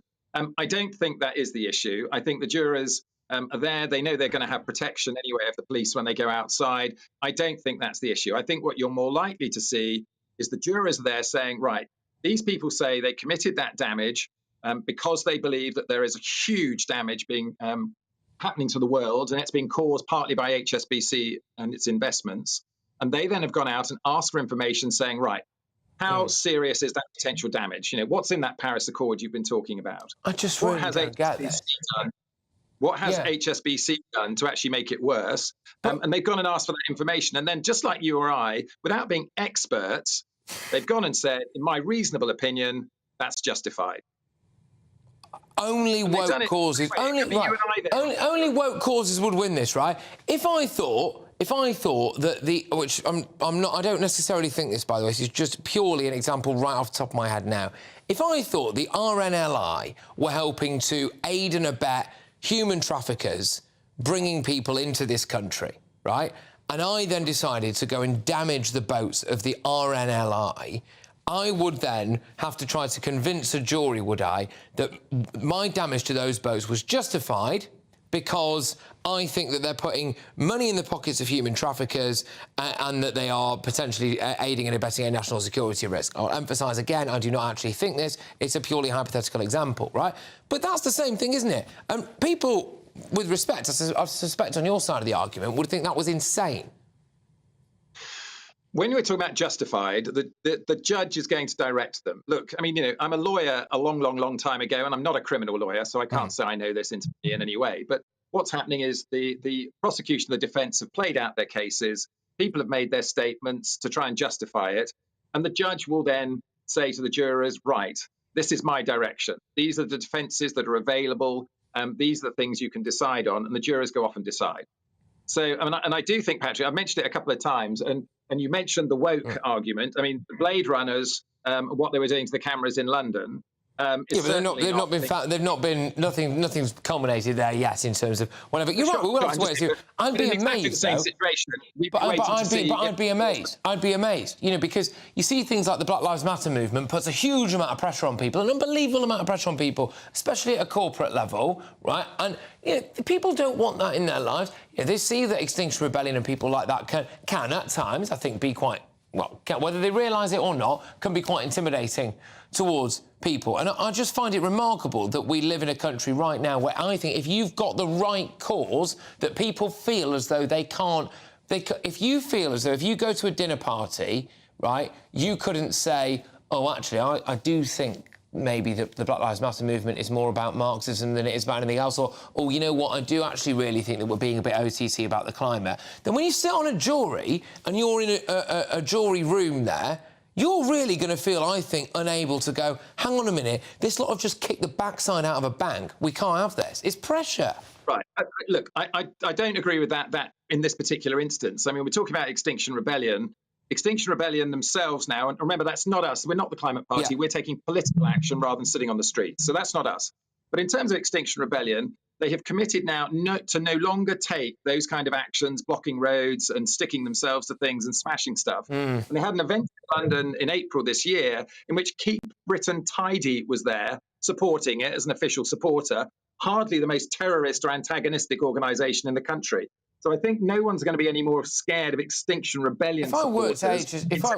With respect, if I was HSBC, I don't know how you can keep the office there, because presumably the law now says if you've got these causes and you feel you're acting in these interests, you can do that to that building. And I think that's going to say, look, Ed, I do always appreciate our chats. We might not agree, but it's great to talk to you. Take care. All right, it's Ed Gemmell there, who's leader of the Climate Party. Thank you very, very much. Coming up, yes, it's nearly that time, isn't it, where I take a deep dive into a couple of tomorrow's newspaper front pages, and I will give you some of the inside stories as well. With me to do that, I've got legendary broadcaster and journalist Michael Crick, and we do have even more of those front pages. Some of them are absolutely sensational, by the way, with my wonderful panel. They're going to be back to analyse them. Look, I've said it before, I'll say it again.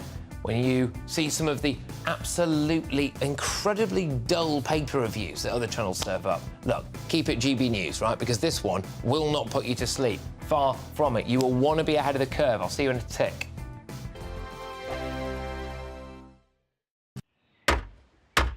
Who is it? We're here for the show. Welcome to the Dinosaur Hour with me, John Cleese. I was married to a therapist. And you survived? I thought we were getting Hugh Laurie. Second best. You interviewed Saddam Hussein. What's that like? I was terrified. I'm playing strip poker with these three. Oh! No, thank you. My CDs need to be put in alphabetical order. Are you going to be problematic again? The Dinosaur Hour. Sundays at 9 on GB News. Tired of the usual focus-tested, pre-prepared Westminster runaround? Well, so am I. So you want higher taxes? Is your department to blame for this? Are you rethinking this policy? Every Sunday at 9:30, I'll be sitting down with those in power to get the truth about the issues affecting you. Let's be honest, we've known about the cost pressures of this project for years, not months. That's the Camilla Tominey Show, a politics show with personality. On GB News, the People's Channel, Britain's news channel.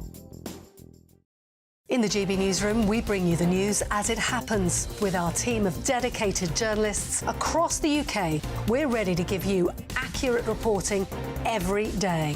When the news breaks, we'll be there with bulletins on GB News, the People's Channel, Britain's news channel. Now then, Lee Anderson here. Join me on GB News on my show, The Real World, every Friday at 7 p.m. I'm not eating bloody cat. Are you Delicious. mental? Open your mouth. OK, here comes a train. Reminds me of the scene in Singing in the Rain. Adam, is that a good one? Whoa! Join me at 7 on GB News, Britain's news channel. I'm Andrew Doyle. Join me at 7 o'clock every Sunday night for Free Speech Nation, the show where I tackle the week's biggest stories in politics and current affairs with the help of my two comedian panellists and a variety of special guests. Free Speech Nation, Sunday nights from 7 on GB News, the People's Channel, Britain's news channel. GB News, unlike other broadcasters, isn't obsessed with the London-Westminster bubble. We think there's a nation beyond the M25, and that's why we talk about the issues that matter across the land. Join me on State of the Nation, 8 to 9 o'clock, Monday to Thursday, on GB News. Daisy's listening, and you should too. I think the most exciting bit for me is talking to people. People who I think are ignored often by the major news channels. We're going to give news they want to hear. There's a voice there that needs to be heard. I think there's a chance here for a diversity of opinion to be expressed, which you don't find elsewhere. It's really exciting. We don't hold back. We're free to say how decisions that are taken here affect us all around the country. Only on GB News, the People's Channel, Britain's news channel.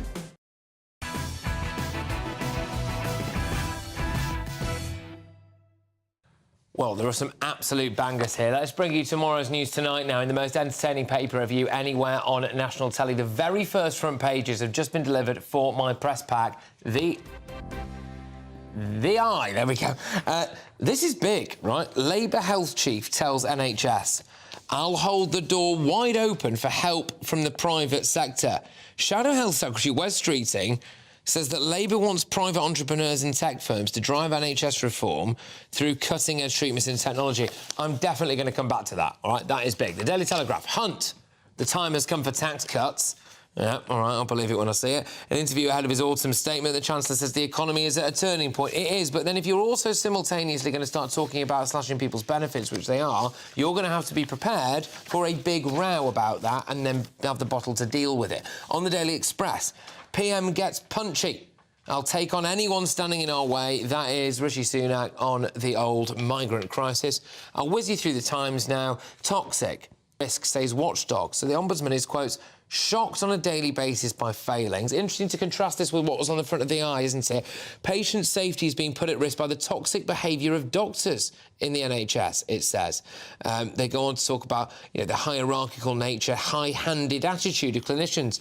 Anyone who's had any negative experience from the NHS, by the way, feel free to get in touch. gbviews@gbnews.com. The Guardian now, one more here for the moment. Cameron calls for billions in aid risks Tory anger. David Cameron is marking his return to frontline politics by saying he wants to unlock billions of dollars for foreign aid over the next decade. Also on the front as well there, the picture story that they've gone for is on Napoleon. The View from France, that's a film that's coming out. The French are not happy, are they, about all of that? Right, just before I go to a couple of stories that are on the inside, can I get some reaction to the Eye, please? Because it is only Labour, isn't it, David, that could ever say this. So it's saying that I'll hold the door wide open for essentially part privatisation of the NHS. If the Tories say that, they get mullered.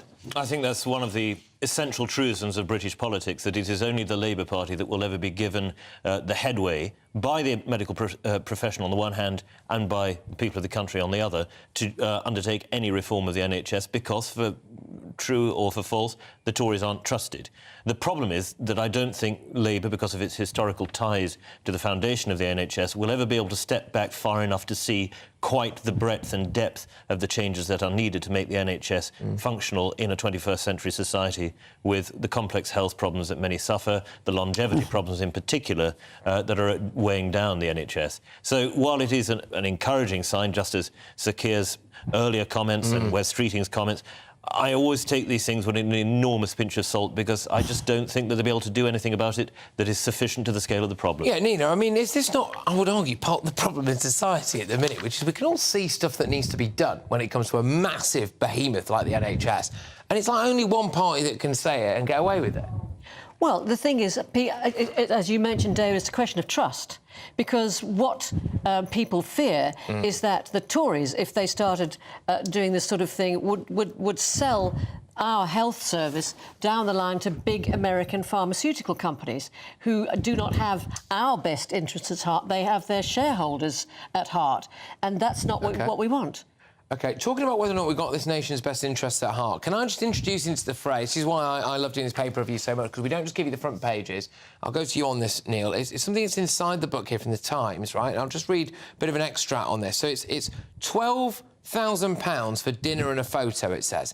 David Cameron's lucrative China links. Speeches, the 3-hour meetings trumpeted by Beijing raise questions about the new Foreign Secretary's judgment. For Chinese entrepreneurs and government officials keen to understand British culture, the luxury golf courses, Cambridge lectures, tours of aristocratic estates and a speech by the Duke of York, well, they were enticing, but apparently David Cameron's been on the old China circuit. Is this not a massive problem for a Foreign Secretary? This is what's called a massive problem for a new Foreign Secretary, yes. The moment he was announced, the first word literally that came into my mind was China. Yeah. How the hell do you deal with the problem of China? And as you read through this piece, incidentally, he has been trying to fill his boots ever since he lost office via China. With the yen. He talks at £8,000 tours of Chinese coming in this country. He speaks in Shanghai at dinners where people are paying 12,000 quid a head.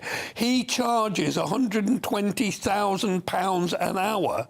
What? On a speaking circuit. It's outrageous. All of this is in here. Sorry, hang on a minute. But he is also the major thing is that he tried to establish a £1 billion investment fund by seeking Chinese backing. Now, he failed on this, but this is not the first time that Cameron has turned to China and tried to fill his boots. All right, David, go on. Well, I think this is one of the things that the nation seems to have forgotten is that George Osborne and David Cameron, throughout their entire government from 2010 until 2016, kept saying we need to be closer and closer to China, at the same time as the intelligence services were saying that everybody in British public life should be exceptionally wary of China, because anybody allowed out of China is an agent of influence, and anybody in Chinese business is directly accountable to the Communist Party. So I think this calls his judgment into question. As to his fee, I was told yesterday by a publisher that David Cameron charges £100,000 for a 10-minute speech. No. Seriously? No wonder we couldn't afford him for a show. I mean, and there's the whole Greensill thing. That's just the tip of the iceberg in terms of finance compared with this. I mean, but the naivety. Are you saying people have forgotten? I haven't. I don't think people have forgotten. They remember. Was it President Xi drinking a pint? Yeah, the pint. You know, the way China operates. It's the kind of softly approach. They somehow just inveigle themselves. It's not a confrontational thing, but they inveigle themselves into Africa, into the Caribbean, into everywhere. Well, he's given speeches on the Belt and Roads in our universities. You know, this is actually genuinely, look, for all the stuff on the front pages, we have got, I'll just quickly again, you know, Daily Telegraph, Hunt, the time has come for tax cuts. We've got Cameron on the front of The Guardian talking about more foreign aid. We've got the Daily Express here, the PM gets punchy, I'll take anyone on who wants to stop Rwanda. We've got the Eye newspaper talking about reform. For me, this is the big story. It's a question of judgment, and it seems that David Cameron's judgment when it comes to commercial decisions after his premiership has again and again and again been shown not to be 100% ironclad. Go on, Neil. Cameron was singularly the worst Tory Prime Minister there has been probably for 40 years. That apart, what always came through... Preceded only by Liz Truss and Boris Johnson. Well, he had more significant long-term undermining effects, such as he's a man totally incapable of seeing beneath the surface. And this is a classic example of how he can only see one thing. He has no ability to analyse. He's literally allowed... This is a massive scoop, this, in the Times. David Cameron, basically, our Foreign Secretary, has literally allowed himself to be bought by China or aspects of Chinese society, according to this. That is bombshell stuff. Genuinely, it really is. Look, just very quickly, one more here on the Telegraph. We've not got long. I know we've not got long, but Jeremy Hunt, the time has come for tax cuts. So Hunt has vowed to show Britain there is a path to lower taxes. It's an exclusive interview with the Telegraph. I mean, David, do you believe him? Not really, no. Because I don't think he has any conception of the scale of the problem that faces the nation's finances. If he were going to cut taxes, the two obvious ones would be corporation tax, which is far too high at 25%, and VAT, which is far too high at 20%. Start there and increase investment into the country on the one hand and cut the cost of living for people through VAT. Neil, if they're going to say that they're going to start cutting benefits, they're going to get an almighty row over this. I just don't think Hunt's got the bottle to deal with that. I think that whatever they're doing now, the truth of the matter is it is so late. You can't bring in a tax cut next week that's going to touch in real terms, touch the pockets, the pound in the pocket of the average voter. They will feel it reminds me of John Major all over again with Tony Blair, when they actually set the The Tories set the economy on a good road, but the problem is nobody believed them. Nobody felt it. Very It's pure electioneering. It's pure. That's exactly what it is, because we've got an election coming up in the next year, and that's all it is. All right, cracking stuff this. We're off to a flyer with the papers. I have got more headlines coming your way. A couple of more front pages are just hot off the press. They're going to be whizzed into the studio, and some of the stories from inside as well. Really bumper news day tomorrow, by the way, so make sure you keep it GB News Dad. We are also going to be having our nominations for Greatest Britain and Union Jackass. Let's see who comes out on top tonight. But next, we've got legendary broadcaster and journalist Michael Crick. He's going to go through a couple of those bumper headlines for you as well. This really is going to be the most entertaining newspaper review you will see on national television, so why would you go to bed?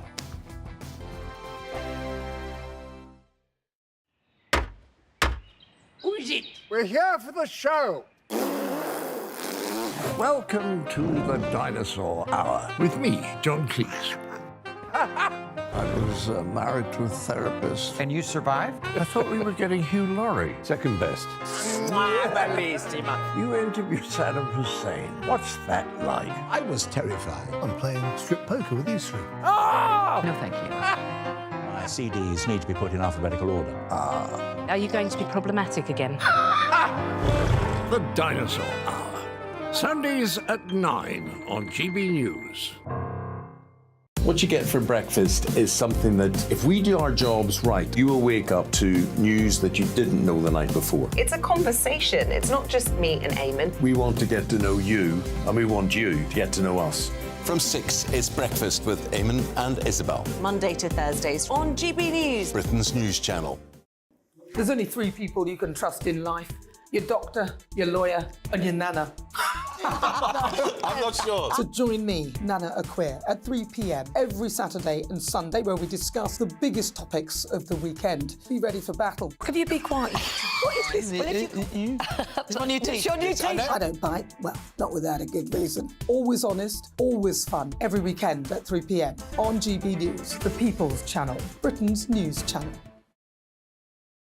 I think the most exciting bit for me is talking to people. People who I think are ignored often by the major news channels.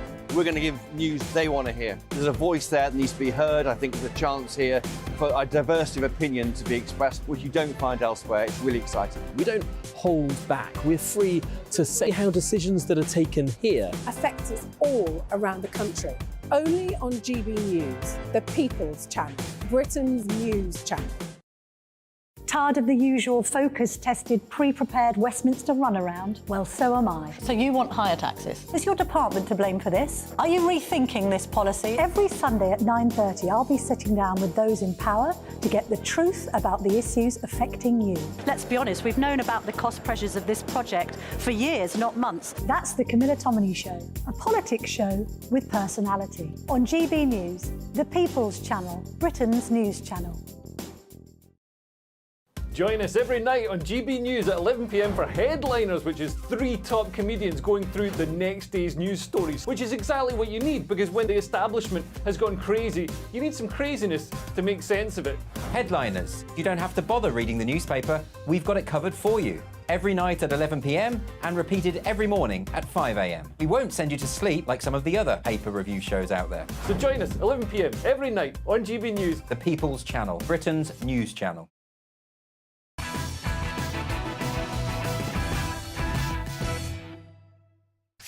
Right, it's time now to round off this paper review with broadcaster and journalist Michael Crick. 2 new front pages to bring you just before we talk about some of the others. With the Mirror here, got a massive picture of Nigel Farage on the front. They've got just when you thought it could not get any worse, Farage plans political comeback after jungle. There we go. And we've also got winter warning, energy costs. They're going on about energy costs on the front there. The Daily Mail, OK, now I know this will matter very much to a lot of men in the UK. Not 100% sure it's necessarily the big story of the day, but there we go. Prostate scan hope for every man in UK. Exclusive breakthrough trial on the way. It's undeniably great news. Again, maybe whether or not that's the lead story, but, you know, everyone's different, aren't they? Right, Michael, thank you very much for joining me. Talking of the Farage, you know Farage well. I mean, we don't know what that story is, and people are always predicting his political comeback. I wrote an article this week saying, I think there's a 20% chance he will be Conservative leader one day. Yeah. What do you think? Yeah, what do I know think? you're meant to ask the questions. Oh, you're right. Oh, you're asking me. I thought that was the title you were asking. What do you think? Lob it out there. Do I think it'll be conservatively? No, I don't think. You think he'll go back into the party? Would he belong to as a young man? I don't know if they'd let him back. I think. Well, Sunak said he'd welcome him back at the conference. Well, yeah, but he had to. Didn't he? He had to. You were at that conference. You saw the mood there, didn't you? It'd be fascinating to see what Nigel does after this. I think it's too early to say yet, purely because it is a gamble from going in the jungle. It is. And if it goes really well, then he's got loads of options, I think. If it doesn't go really well, then he is where he is, isn't he? My own view, is that the odds are it will go well because he's good at charming people and he's a very good broadcaster and communicator. I don't agree with much of his politics, but I think it will. I mean, the idea is that he will win over young people. Yeah. And why does he need to win over young people? I don't know. Are you short of young people on GB News? I think that is all part of this possible plan. Yeah. I mean, there is another argument, isn't there, which is someone dangles £1.5 million in front of your face, you say yes to anything, but I wouldn't be surprised if it's more than that, actually. We'll have to wait and see. Right, so that was the front of the mirror dealt with. What else do you want to zone in on here? Well, I thought this was interesting. Cameron called for billions in aid. I mean, he's writing the foreword. I mean, Cameron is... This is The Guardian, by the way. This is The Guardian. Cameron calls for billions in aid, risks Tory anger. And he's written the foreword to this government document. Apparently it was one of the first things he did when he was appointed Foreign Secretary on Monday. And he's basically saying he wants Britain's foreign aid to go back to the levels that it was when he took it up, famously, to 0.7%. And of course, he's been highly miffed that it's come down since then. And of course, his number 2 at the Foreign Office is Andrew Mitchell, who also, is the Development Secretary and, was the Development Secretary and is still in charge of development. And of course, Cameron, I think, is in a position right now where he's bound to win such battles. They can't risk him resigning. It would just look ludicrous. Yes. Can you imagine? Seriously. On the other hand, given all this China stuff, maybe he'll have second thoughts. I mean, my immediate thought when I heard he'd been appointed Foreign Secretary is, has he not thought this through? If he goes into the Lords, he will have to declare his business interests on the register. Now, it's not quite as tough as the Commons register, and what I don't know is how far back it goes, but a lot of this should come out in that register, the huge amounts of money he's been making from China. And as you said earlier, I mean, what he and Osborne did, or David said earlier, what he and Osborne did in terms of getting us close to China was crucial. Although it has to be said that, pretty much most of the British establishment actually went along with that only 10 years ago, and the Labour side too, and Peter Mandelson. Actually, the Liberal Democrats were quite keen for it as well. Yeah. At this time, I was a local reporter in Kendal, Tim Farron's constituency. That local council, Lib Dem, was perfectly happy to enter into a twinning agreement with Kendal and a Chinese province over there as well. There was really very little pushback. All our big universities, I mean, I was on the board of one of them, I have to confess, at Manchester. We all got very close to China, and now it's left some of them in a very difficult position. And of course, has Cameron been going around China saying, well, what about the Uyghurs, or about the Tibetans, or about your appalling programme, which gets very little coverage, of the Chinese state having an industry that basically extracts organs from political prisoners and sells them on the world market. I mean, it's so shocking, it's almost hard to believe. It's a bit like the way that people couldn't believe the concentration camps. Because the secondary story to this David Cameron thing in the Times is, right, OK, so where were the speeches? Who else was talking? What was said at these? All of this comes out. All of this comes out now. I can't believe he said yes to be Foreign Secretary. I can't really believe that Rishi Sunak, who must have known this was all coming, allowed it to happen. Does that show how weak he is? Well, it shows how weak his advisors are, because he should have people around him saying, hang on a moment, David, you do realise this is bound to come out. A, on the register, B, there will be journalists digging away. And so it's that is a story that's going to rumble on and on and on. I mean, admittedly, in all probability, he's only going to be Foreign Secretary for a year, but it's going to be quite an interesting year. It is, and let's be, if he hadn't been Foreign Secretary, then we wouldn't be talking about this stuff now. He could have just carried on not being Foreign Secretary. He'd be all right. And it would be interesting to know who else he's been going around speaking to as well. Yeah, it will be. If he's been on a circuit of wrong-uns, well, see, the second he's left... That would be quite... what would not be unusual for ex-ministers members of both parties. Yeah. Well, I shouldn't laugh about it. It is very. I mean, look at the people that Tony Blair, for instance, has consorted with over the last 25 years. Very true. Very, very true. Mark, I've thoroughly enjoyed this rather succinct paper review with you, but it's been fascinating stuff as well. I think can I just ask like 30 seconds a bit more on your take on this the I story here about Labour now essentially basically coming out and talking about privatising the NHS in part. Yeah, I mean, look, Wes Streeting has been making these noises for a couple of years now, and every speech he goes a little bit further,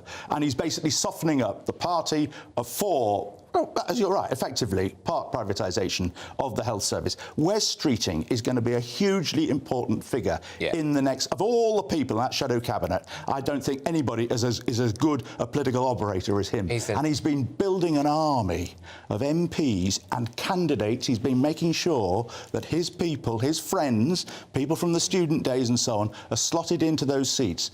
And if Starmer gets into trouble, he's be ready to pounce. He's there, absolutely. Michael, thank you very much. Top stuff, that's a proper paper review. We love to see it. That's Michael Crick there, whizzing you through the newspapers. Right now, just about time to reveal today's greatest Britaning Union jackass. Right, well, we've got a late entry, and it's one that I'm bringing to the table. And it's fan favourite Adam Brooks. Good body shot from Adam. Oh, it's another good, great shot. Beautiful. This is swinging in Adam's direction. Oh! Sitting down with a beautiful uppercut. Oh, and Reynolds hurt. Unbelievable. Reynolds hurt. He's really hurt. He's struggling to regain his composure. Oh, my goodness. I don't think he's going to be able to make this. Oh, what a shot. Unreal. Right, we often say that Adam Brooks is box office. There he is, literally boxing and winning as well. Fantastic fight, and always manages to raise awareness for good causes. This one was getting knives off the street. But anyway, Nina Mishkov, who is your greatest Briton? Vernon Kay for nearly killing himself, running 160 miles in the last 4 days, and he's raised £5 million for children in need, which is also an opportunity to show how generous the British public are. Lovely stuff. Strong start, David. Mine is the late novelist A.S. Byatt, Dame Antonia Byatt, whose death was announced today. Her novel, Possession, won the Booker Prize. Her Frederico Quartet is an extraordinary work of fiction, and she showed over a career of 60 years that it was possible still to write literary fiction of immense depth and complexity that was also highly readable, and in the dispute with her sister, provided great entertainment. OK, I tell you what, I want you to do my book review. Right, OK, Neil, go on. Mel Stride. Mel Stride, who he? Mel Stride is the guy who's actually running this idea that people on benefits actually have to find a job or they lose their benefits. OK, controversial. Vernon Kay is the greatest Briton, I must say. Oh, no, he's not. It's Adam Brooks, isn't it? Our very own. My entry got in there. There we go. Right. And Union Jackass very quickly now. Nina, go on. Rishi Sunak for trying to defy the Supreme Court. Nobody's above the law, and our democracy rests on the separation of powers. OK, David. Mine is Lisa Nandy MP for writing in the Times that we should take the heat out of the transgender debates, and it's all very silly and about body parts. She is downplaying the degree to which this harms women, and she should be castigated for it. OK, Neil, round us off. And mine is Sir Mark Rowley, the Commissioner of the Metropolitan Police. He promised to protect our monuments and Remembrance Sunday. Yeah. And yet all of those Palestinian demonstrators climbing over our war memorials, it was an utter disgrace, and he is a jackass. Right, thank you very much. And he is our Union Jackass, Mark Rowley. Great stuff. Well, look, thank you very much to my panel, and well done, Adam Brooks, as well, I must say, for doing some stellar stuff there. I will be back again on Monday from 9 p.m. Thank you, everyone, for a bumper first week of Patrick Christys tonight. Next up, headliners. Good night.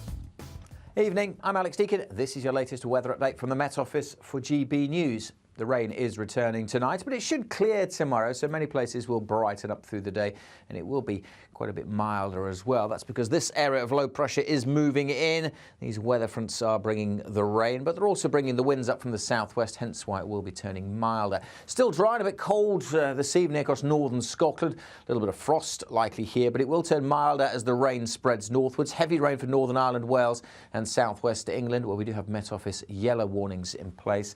Temperatures dipping down to single figures, particularly early on in the night, but by morning time these temperatures will be on the rise because it will be a wet start for most. That rain particularly heavy over South Wales, South West England, a lot of spray and surface water on the roads here, but it should be clearing away to the east. It may linger in Kent well into the afternoon. There'll be showers keeping going in Western Scotland and Northern Ireland, but for a good chunk of the country, brightens up a bit tomorrow. We should see some sunny spells. It will be breezy, but it will also be quite mild, with temperatures getting up to 14, 15, possibly even 16 Celsius. Windy again on Sunday, particularly across the south. If anything, windier here during the day. There'll be a lot of clouds on Sunday, and we'll see showery bands of rain moving across. It won't rain all day. There'll be some drier and brighter spells, but for much of the day it will be cloudy. Not too many showers getting to eastern Scotland. Mostly dry here. Again, pretty mild for the time of year, but feeling colder with the wind.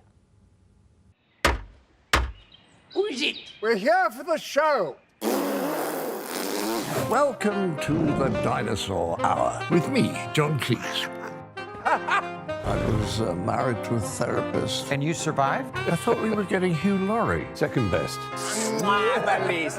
You interviewed Saddam Hussein. What's that like? I was terrified. I'm playing strip poker with these three. No, thank you. My CDs need to be put in alphabetical order. Are you going to be problematic again? The Dinosaur Hour. Sundays at 9 on GB News.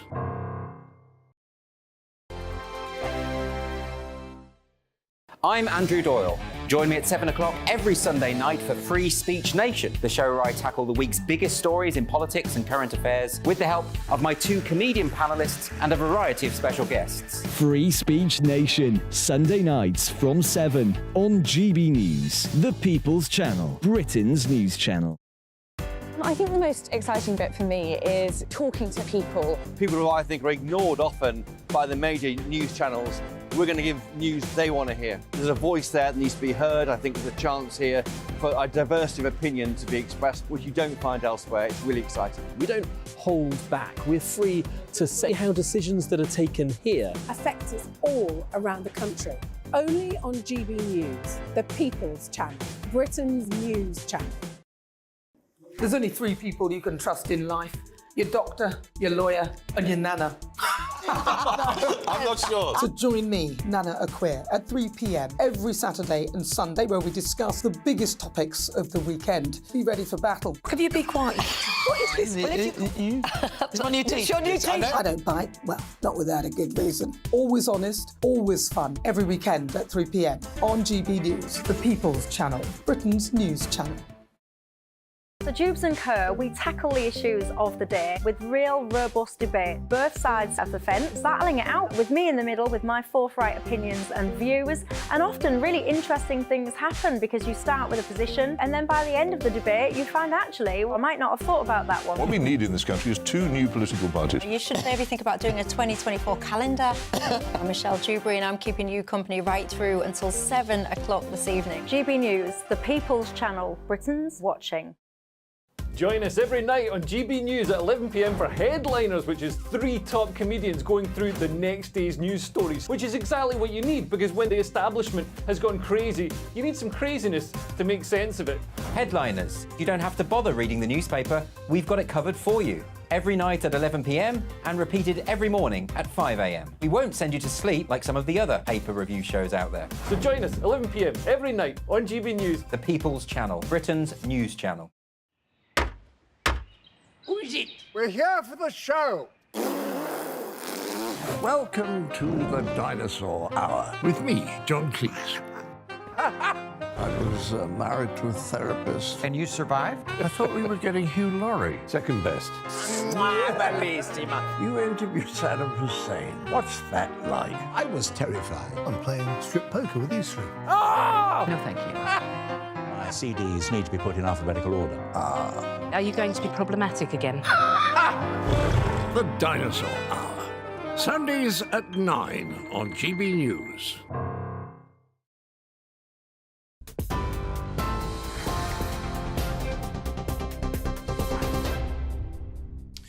Very good evening to you. I'm Aaron Armstrong in the GB newsroom. Let's get you up to date with the headlines. The Chancellor has given the strongest indication yet that he will cut taxes in next week's autumn statement. Jeremy Hunt says with the recent halving of inflation, Britain's economy has turned a corner. Speaking to The Telegraph, the Chancellor has vowed